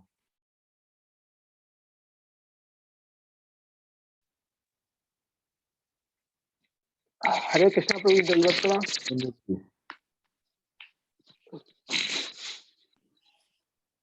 प्रभु जी कलियुग में 4 संप्रदाय ही प्रमाणित किए गए हैं भक्ति के लिए प्रभु जी। तो इसलिए संप्रदाय में ही मतलब रह के भक्ति हो सकती है, अन्यथा भक्ति संभव नहीं है प्रभु जी, क्यों फिर भटक जाएंगे प्रभु जी, जो अभी तक भटकते आए हैं प्रभु जी। ऐसे अनेक लोगों ने भगवान को प्राप्त किया बिना किसी संप्रदाय के।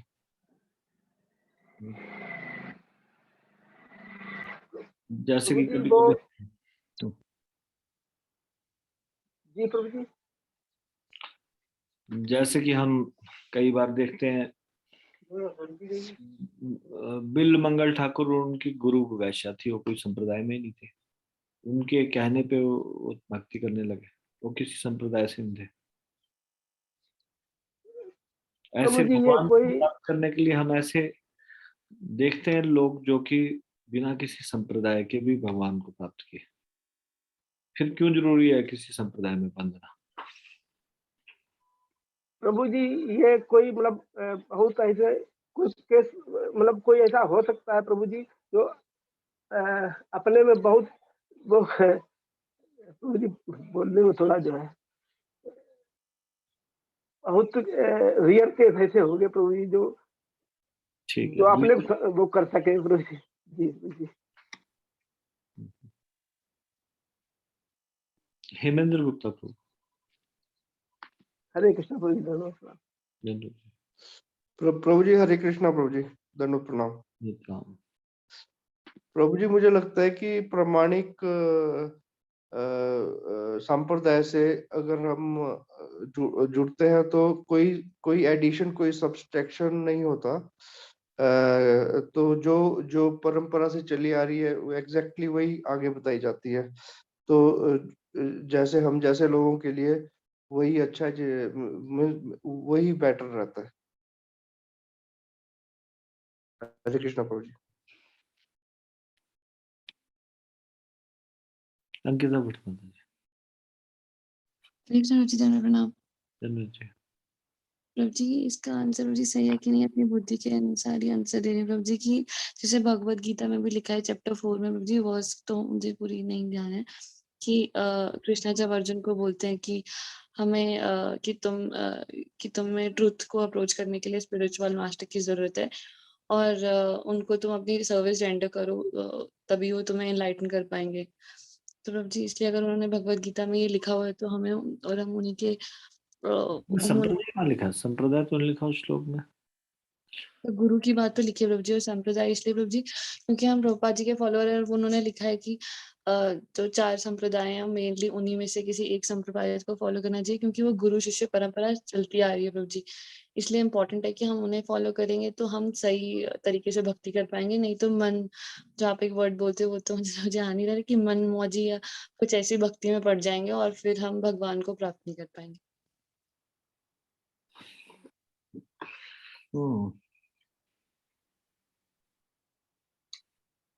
भगवत गीता का आपको श्लोक को कम से कम 2 शब्द तो बोलने चाहिए। उसका कौन सा श्लोक है? प्रभु जी जिसमें लिखा होता है कि प्रणिपातेन परिप्रश्नेन। कुलदीप राशन प्रभु इनकी हेल्प करो थोड़ा। हरे कृष्णा प्रभु जी। प्रभु जी चौथे अध्याय का 34वां श्लोक है तद्विद्धि प्रणिपातेन परिप्रश्नेन सेवया उपदक्षिणते ते ज्ञानम ज्ञानिनस्त तत्वदर्शिनः। तुम गुरु के पास जाओ इसमें भगवान ये कहते। ठीक है इसमें संप्रदाय में ही जाओ ऐसे तो कोई नहीं होता और ये कोई भी सिद्ध पुरुष है उसके पास चले जाओ वो उसको गुरु बना लो क्या। प्रभु जी प्रभुपाद जी ने ये इंस्ट्रक्शन दिया कि जैसे वो बताते हैं कि अपनी मन मर्जी से नहीं जाना चाहिए किसी के पास भी जो गुरु शिष्य परंपरा चलती आ रही है प्रभु जी उसी में हमारे को आगे बढ़ना चाहिए ताकि हम सही तरीके से भक्ति कर पाए और कृष्णा को के पास जा सकें। तो प्रभुपाद जी ने ऐसा कहा तो मतलब कैसे समझे कि प्रभुपाद जी ने ठीक ही कहा? प्रभु जी हम तो उन्हें एक्सेप्ट करते हैं एज अ स्पिरिचुअल मास्टर तो हमें तो उनकी हर बात एक्सेप्ट करनी चाहिए प्रभु जी। हाँ तो कई बार ऐसा भी है कि ये कहाँ कैसे मान ले कि 4 या फिर ये संप्रदाय में ही भक्ति करे। बहुत सारे संप्रदाय इस समय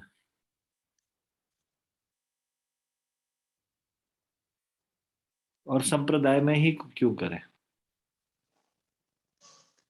प्रभु जी मैं तो प्रभुपाद जी का एग्जांपल लेके बोल सकती हूँ जी मुझे तो इतनी नॉलेज नहीं। ठीक है धन्यवाद धन्यवाद।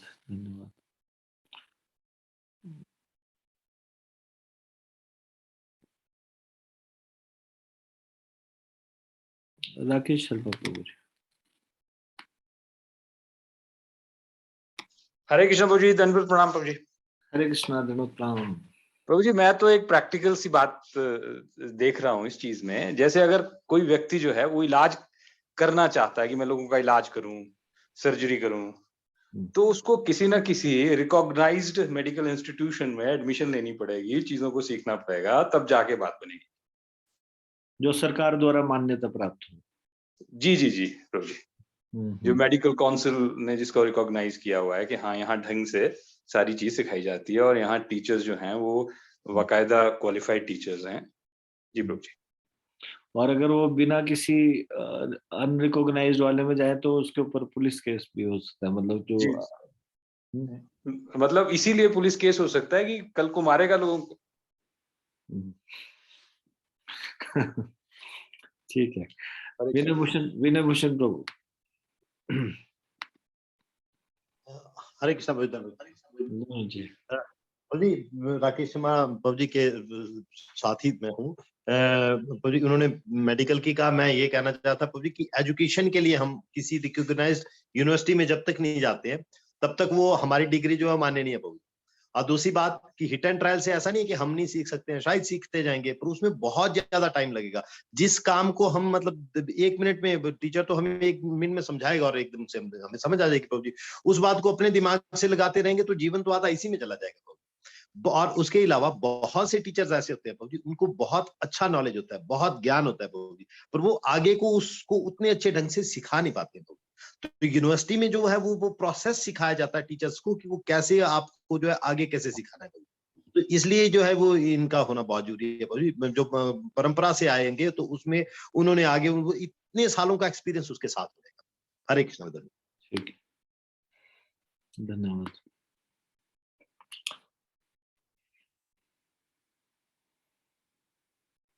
अंकिता भट्ट माता जी, आपको अपने आंसर के साथ ये जोड़ना चाहिए था कि प्रभुपाद जी ने कहा है तो किसी अथॉरिटी पे कहा है। पद्म पुराण में ही लिखा गया है। पद्म पुराण में बताया गया है कि कलयुग में 4 प्रमाणिक संप्रदाय है। ये सारा वेद व्यास जी के द्वारा लिखा गया है, जो भी शास्त्र है, और वेद व्यास जी भगवान की ज्ञान शक्ति का अवतार है। तो जब वो ऑथराइज कर रहे हैं कि देयर आर 4 रिकॉग्नाइज्ड यूनिवर्सिटी जहां से डिग्री मिलेगी, ये 4 रिकॉग्नाइज्ड संप्रदाय, उन्होंने ये भी बता दिया ये संप्रदाय कौन कौन से हैं, उनके मुख्य आचार्य क्या है, ताकि किसी को गलतफहमी ना हो। इसलिए पद्म पुराण की अथॉरिटी पे हम ये कह सकते हैं कि प्रभुपाद जी बिल्कुल सही कह रहे हैं। आप प्रभुपाद जी को भी कोट करोगे तो भी कोई व्यक्ति ऐसा कह सकता है कि हम कैसे मान ले प्रभुपाद जी सही कह रहे हैं या गलत कह रहे हैं। तो फिर आप you should be able to quote this कि इट इज रिटन, यहाँ पे तो इसमें ये बताया भी है कि पद्म पुराण से संप्रदाय विहीना ये मंत्रास्ते निष्फलामता। पूरा श्लोक नहीं बताया इसमें, आगे अगला वाला श्लोक है जिसमें ये भी बताया कि 4 संप्रदाय कौन कौन से है ना। तो इसलिए जैसे कि अभी विनय भूषण प्रभु ने कहा या फिर राकेश शर्मा प्रभु ने कहा कि जब तक वो गवर्नमेंट के द्वारा ऑथोराइज नहीं है, कोई भी वहां नहीं जाता ना। मतलब सारे जीवन भर पढ़ाई करें मतलब, और बाद में पता चले कि जहां से वो पढ़ रहे थे उनकी डिग्री सारी फर्जी थी, मतलब वो रिकॉग्नाइज ही नहीं, उसको गवर्नमेंट उसको रिकॉग्नाइज ही नहीं करती, पता नहीं क्या पढ़ा रहे।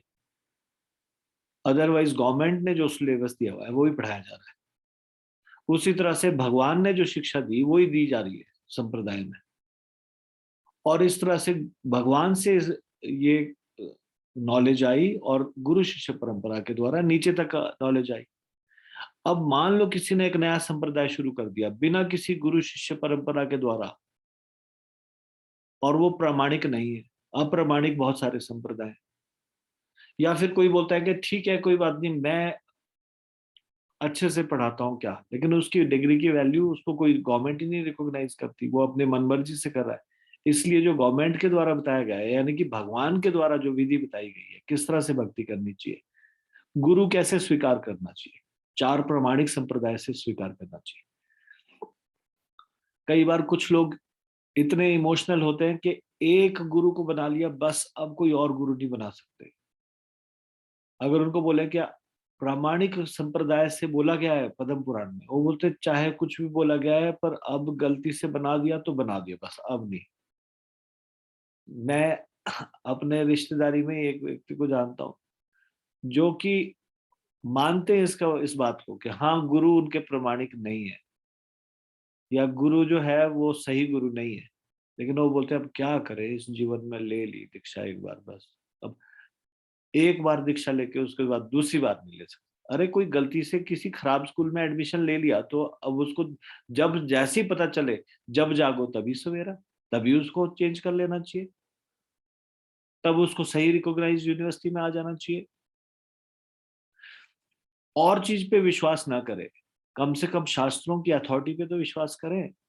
शास्त्रों में क्या बताया गया है, जब शास्त्रों में बताया गया है उसके आधार पे ऐसा करना चाहिए।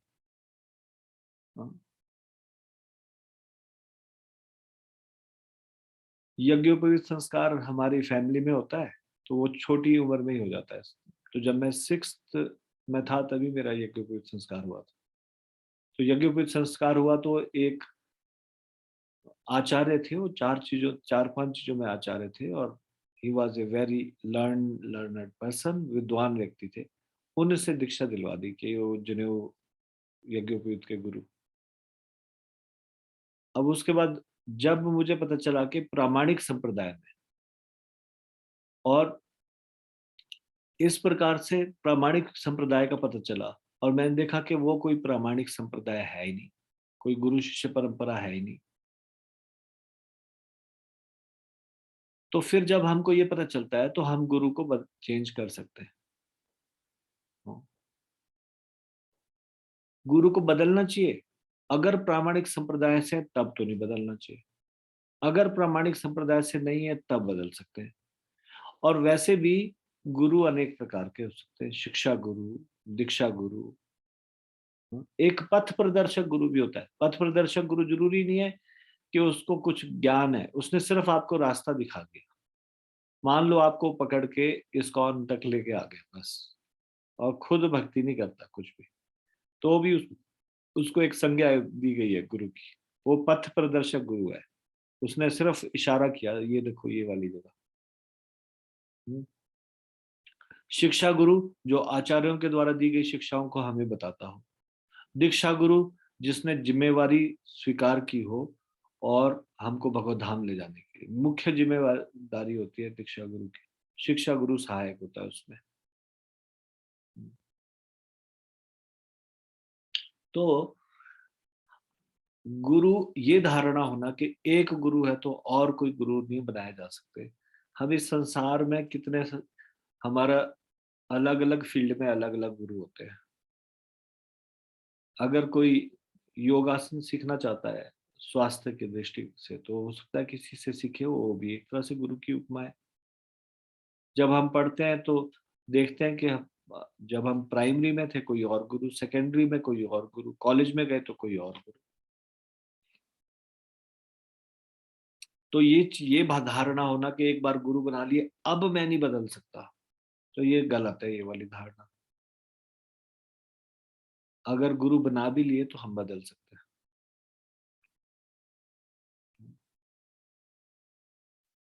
और दूसरी चीज ये कि प्रामाणिक गुरु के संप्रदाय के संपर्क में आएंगे,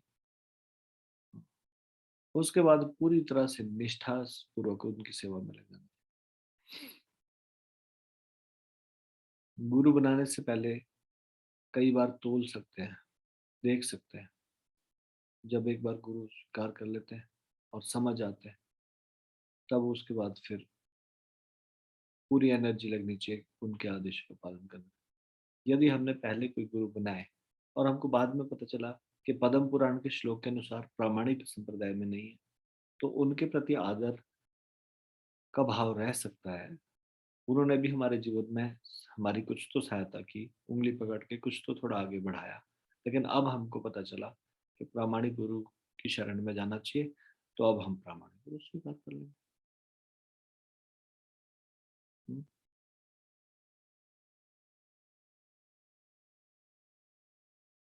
इसलिए भगवान के द्वारा रिकॉग्नाइज ही नहीं है, अगर फिर आप जितना प्रयास करेंगे उसमें फिर वास्तविक निष्फला क्यों बताया गया? क्या निष्फला मतलब कोई फल नहीं मिलेगा? नहीं, कुछ तो लाभ होगा, कुछ तो ज्ञान हुआ, लेकिन प्रॉपर विधि से ज्ञान नहीं हुआ। जैसे कोई मृदंग सीखने के लिए किसी के पास गया, उसने कुछ मृदंग सीखा और फिर उसके बाद फिर वो सही गुरु के पास गया, बाद में उसको पता चला, तो उस गुरु को ज्यादा मेहनत करनी पड़ेगी। उसको जो पुराना गलत सीखा उसको अनुवाश करके नया तरीके से सिखाना। तो बोले मैंने कुछ सीखा ही नहीं वहां पे। हाँ सीखा, लेकिन गलत सीखा। तो चलो हाथ बिठाना तो आया, मृदंग में कैसे हाथ चलाया जाए, थोड़ा तो हाथ चलाना, लेकिन थोड़ा सा किस प्रकार से मृदंग ठीक ढंग से थाप देनी है वो नहीं आया। तो निष्फला मता यहाँ पे इसलिए बताया गया है कि जो चीज हमारा जो वास्तविक प्रयोजन है वो उसकी पूर्ति नहीं हो पाएगी प्रामाणिक गुरु की शरण में नहीं गए तो। भगवत प्रेम प्राप्त नहीं हो पाएगा, भगवान की प्राप्त मार्ग में भगवान को के शुद्ध प्रेम प्राप्त नहीं कर पाएंगे। इसलिए प्रामाणिक गुरु होना बड़ा आवश्यक है। यहाँ पे प्रभुपाद जी बोले इसलिए बड़ा इंपॉर्टेंट है कि हम संप्रदाय में आचार्य के बताए गए निर्देशों का पालन करें। मनुष्य को चाहिए कि आचार्य के चरण कमलों की सेवा करे। अब इसका भी गहरा मतलब है। आचार्य की चरण कमलों की सेवा करने का अर्थ है, दो प्रकार की सेवाएं होती है, एक होती है वपु सेवा, एक होती है वाणी सेवा। वपु सेवा से ज्यादा इंपॉर्टेंट है वाणी सेवा। वपु सेवा होती है शरीर की सेवा, और वाणी सेवा होती है उनके दिए गए उपदेशों को पालन करना। तो ये भी चरण कमलों की ही सेवा हुआ कि उनके द्वारा दिए गए उपदेशों को पालन करना। ये भी वपु सेवा, वाणी सेवा भी चरण कमलों की सेवा करना ही हुआ। तो मनुष्य को चाहिए कि आचार्य के चरण कमलों की सेवा करे और भक्तों के समाज में रहे, तब भव सागर पार करने का प्रयास सार्थक होगा।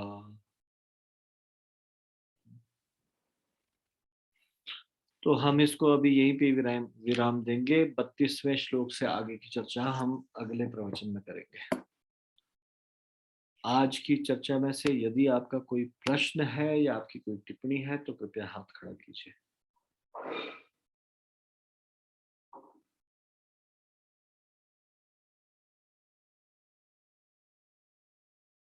Please raise your hand.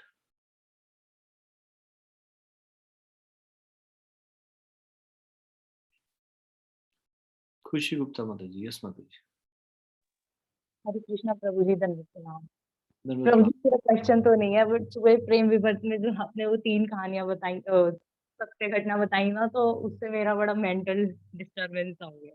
मैं पता नहीं मतलब 4-5 साल से तो कभी भी नहीं डरी थी, बट आज मेरे को सुबह काफी डर लग रहा था। तो प्रभु जी बस मैं अपनी मन की 2 बातें बता रही हूँ जिसको सोच के मेरे को बस ऐसे ही डर लग रहा है कि प्रभु जी अगर जैसे आत्मा आई या जो दूसरे का आया, उस समय अगर हमें भगवान का नाम लेने का टाइम ही नहीं मिला तो। और एक ये बात सोच के डर लग रहा है कि जैसे कोई अभक्त है या फिर मतलब पापी है, पूरी भक्ति अच्छे से नहीं कर पा रहा, तो उसका भगवान का नाम वो लेगा भी तो उसमें इतनी इंटेंसिटी नहीं होगी, तो क्या होगा? मतलब ये बस बात बताइए मैंने अपनी मन की कि इन दोनों बातों को ध्यान रखते हुए मुझे डर लग रहा है। ठीक है। तो जो सुबह आपने सुना कि कैसे भगवान के नाम के सामने भूत प्रेत कोई टिक भी नहीं सकता, तो उससे तो आपका फेथ और स्ट्रांग हो जाना चाहिए। भगवान के नाम के प्रति और ज्यादा वो विश्वास हो जाना चाहिए। इससे भयभीत थोड़ी नहीं होना चाहिए। जैसे कि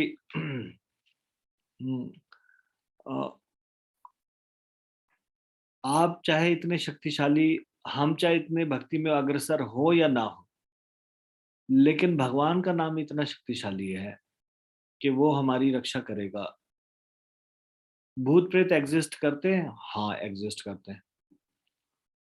भूत प्रेत प्रताड़ित भी करते हैं, हाँ प्रताड़ित भी करते हैं। यदि हमारे कर्मों के रिएक्शन हमको मिलने हैं तो कोई ना कोई भगवान माध्यम बनाता है, उसमें भूत प्रेत भी माध्यम बन सकते हैं। सबको भूत प्रेत ओवर पावर नहीं कर पाते, और खास करके जो भगवान का नाम का उच्चारण करता है उससे तो दूरी बना के रखते हैं। तो भगवान का नाम लेने वालों के नजदीक भी नहीं फटकते। इसलिए भगवान के नाम पे हमको अनफ्लिंचिंग फेथ होना चाहिए। और यदि हम उतने गंभीर नहीं है भक्ति में अभी, तो ये चीज तो एक प्रेरणा का स्रोत भी बन सकती है कि हम और इतने गंभीर हों, इतने अच्छे से भक्ति करें, ताकि कोई भी इस तरह की कोई मतलब जैसे जो हमारे नाम प्रभावशाली हो, हमारे द्वारा बोले गए नाम प्रभावशाली हो, वैसे तो अदरवाइज भी अगर वो भक्ति में नहीं भी है तब भी भगवान रक्षा करते हैं सबकी, और भूत प्रेत खुद ही नहीं आते उस व्यक्ति के नजदीक जो भगवान का नाम का उच्चारण कर रहा है। ठीक है, तो इससे जरा भी घबराने की बात नहीं है माता जी। आपने कभी भूत को देखा है? अच्छा ये बताओ पहले। नहीं प्रभु जी। तो फिर आप क्यों घबरा रहे हो? मतलब ऐसी बस लगा कि माता जी को भी दिख गए तो हमें भी दिख सकते हैं, हम तो कुछ भी नहीं है, मतलब तीनों के जो उदाहरण लिए उनके सामने। तो भूत अगर दिख भी जाए तो ये कोई बहुत बड़ी बात नहीं है। अगर दिख भी जाए तो उसमें जरूरी नहीं है कि वो कुछ नुकसान करेगा ही करेगा। They have a subtle body. Prabhupada ji के जीवन में प्रभुपाद जी ने कोलकाता में एक बार मकान दिया था किराए पे। और वहां पे बर्तनों की आवाजें आने लगी, कुछ कुछ होने लगा। तो that was a haunted house. Prabhupada ji ने रात को जैसी आवाज आने लगी अपना माला उठाई और एक कमरे से दूसरे कमरे इधर उधर पूरा चलना शुरू कर दिया, और उसके बाद दोबारा कभी वो आवाजें आई नहीं। अगर हम ऐसे सोचे कि प्रभुपाद तो इतने ग्रेट सोल है ना, तो इस कारण से ऐसे हो गया। तो इस कारण से वो उन्होंने अपना उपद्रव नहीं दिखा पाए। उपद्रव एग्जिस्ट करते हैं सटल बॉडी में एग्जिस्ट करते हैं, और ये सच है, लेकिन जरूरी नहीं कि वो ऐसे नुकसान पहुंच जाएंगे। जब तक कि हमारे कर्मों के रिएक्शन में यदि इस प्रकार से भूत प्रेत, वैसे भी जो भगवान की शरण में उनको भगवान ये माध्यम नहीं बनाते कि उनके द्वारा कष्ट मिले। जो लोग अपवित्र रहते हैं, गंदे रहते हैं और शुद्धता का पालन नहीं करते, उनको ज्यादा अटैक करते हैं भूत प्रेत। ठीक है माता जी? थैंक यू प्रभु जी। हरे कृष्णा प्रभु जी, दंडवत प्रणाम। अब नहीं लगेगा।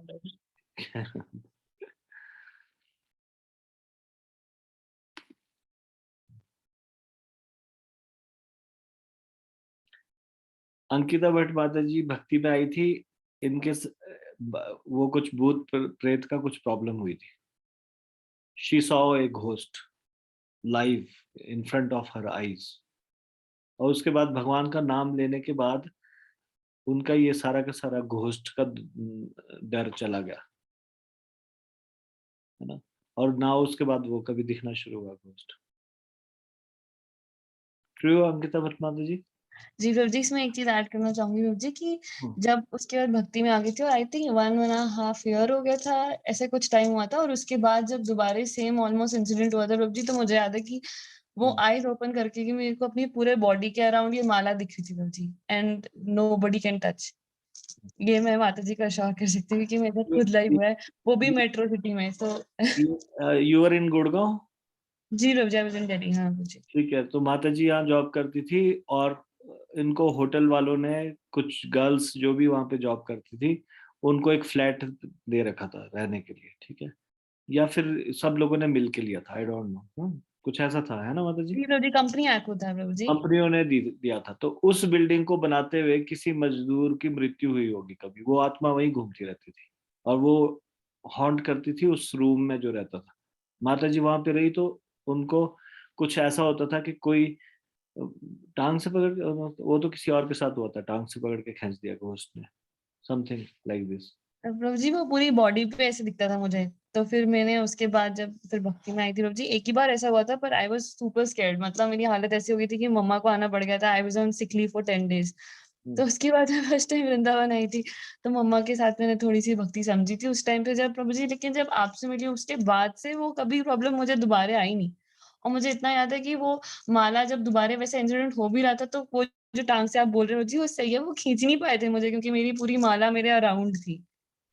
माता जी को ये दिखाई दिया कि she is lying on A bed and खिड़की से सम घोस्ट केम, कोई फॉर्म आया, और वो ghost can not touch her because एक चारों तरफ माला ने एक रक्षा बना रखा, क्योंकि उन्होंने माला करनी शुरू कर दी थी। She could see like this. सोचो जरा, इससे आपको विश्वास बढ़ना चाहिए खुशी माता जी। हाँ, मैं ये सब प्रभु जी बोलना चाहती हूँ कि मैं कभी किसी घोस्ट वोस्ट पे बिलीव नहीं करती थी, लेकिन जब वो इंसिडेंट हुआ था तभी मुझे समझ आया कि ऐसा कुछ एक्चुअली एग्जिस्ट भी करता है। और उसके बाद ये इंसिडेंट हुआ था कि कोई टच नहीं कर पाता, तो मारा has a lot of power, तो इसमें फुल फेथ रखनी चाहिए कि कुछ नहीं हो सकता उसके बाद।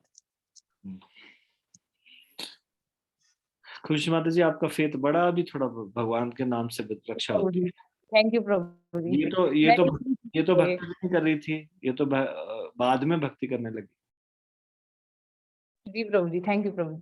ठीक है, ठीक है, धन्यवाद। प्रमोद गुप्ता प्रभु। यस प्रभु जी बताइए।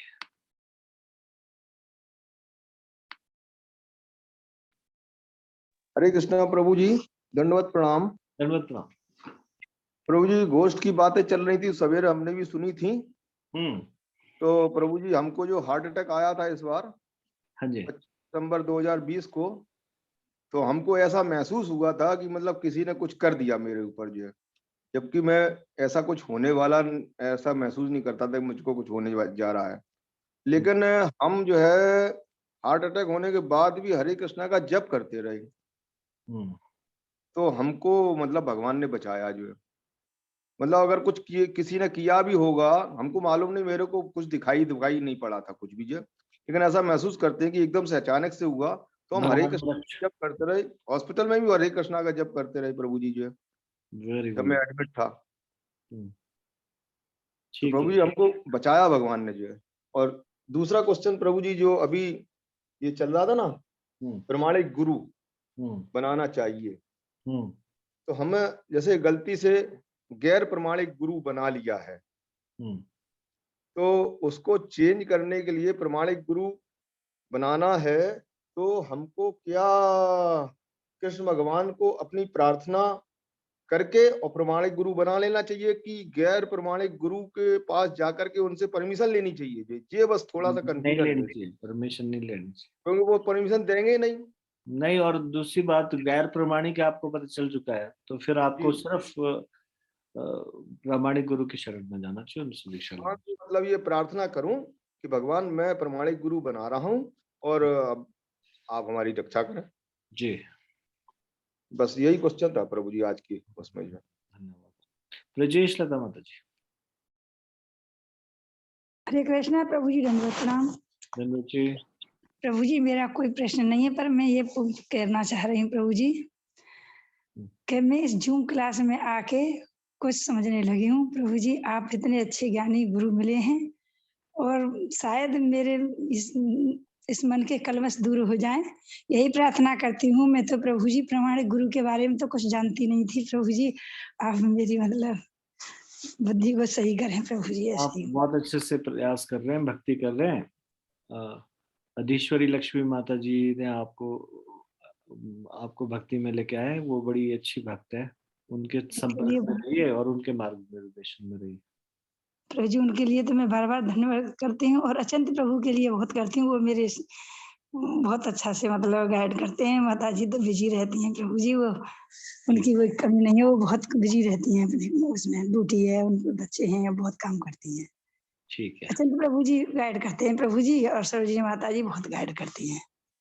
धन्यवाद तो अधीश्वरी माता जी के लिए देती हूँ, उन्होंने आपसे मिलाई हूँ मैं प्रभु जी, बार बार धन्यवाद करती हूँ उनके लिए। कृष्णा प्रभु जी धन्यवाद।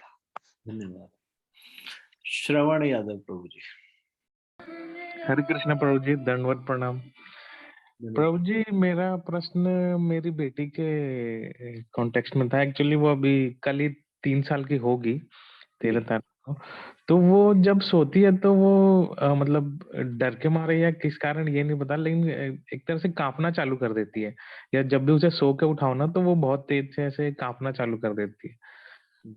तो उसका हमें समझ नहीं आ रहा, क्योंकि चंचल तो बहुत है, दिन भर बहुत खेलेगी, बहुत डांस करेगी, पढ़ाई लिखाई शाम को नृसिंह कवच पढ़ते हैं अराउंड 8:40 पे, कभी कभी 8:30 मैं भी पढ़ सकता हूँ, पर 8:40 तक पढ़ते हैं। आप हमारे साथ पढ़ते हो नृसिंह कवच? नर्सिंग कवच डेली नहीं हो पाता प्रभु जी, लेकिन उसको पढ़ना शुरू करो रेगुलर बेसिस पे, नंबर 1 चीज। और दूसरा बात, जगन्नाथ जी के निर्माल्य है आपके पास चावल? नहीं। ठीक है। और आप 16 माला अभी नहीं पहुंचे है ना? नहीं 16 माला नहीं पहुंचा, मैं मिनिमम 8 और एकादशी के दिन 16 कर लेता। अच्छा, तो अब ये सारी चीजें करो आस्ते आस्ते। एक तो समय निकाल के 16 माला तक पहुंचो। जगन्नाथ जी का निर्माल्य भी रख सकते हैं साथ में नजदीक, और साथ में नृसिंह कवच भी करना शुरू करो। लेकिन जैसे मैं अर्ली मॉर्निंग माला कर लेता हूँ, उस टाइम पे वो सो रही होती है, तो मैं चाहता हूँ कि वो भी सुने। तो मतलब जब मैं दिन में नाम लेता हूँ तो वो मेरे पीछे पीछे लेती है, भजन कीर्तन से सारा ओम बोल बोल सब पूरा आता है। हरे कृष्णा जब मैं बोलता हूँ तो वो भी बोलती है मेरे पीछे पीछे। वो आप दिन में भी कर लीजिए एक्स्ट्रा, कुछ सुबह कर लीजिए, कुछ दिन में कर लीजिए, ठीक है? और साथ ही साथ अगर मेडिकल कोई प्रॉब्लम है तो एक बार डॉक्टर को भी दिखा लीजिए, क्या पता मेडिकल प्रॉब्लम है। हाँ, लेकिन ये स्लीप में ही होता है, वैसे नहीं होता। या तो फिर ऐसे होता है कि स्लीप में एकदम निश्चित सो रही है और अचानक हमको कभी निष्कर्ष ऐसे नहीं निकाल देना चाहिए, डॉक्टर को भी कंसल्ट करना चाहिए। ओके प्रभु जी, ओके। हरे कृष्णा प्रभु, धन्यवाद, थैंक यू।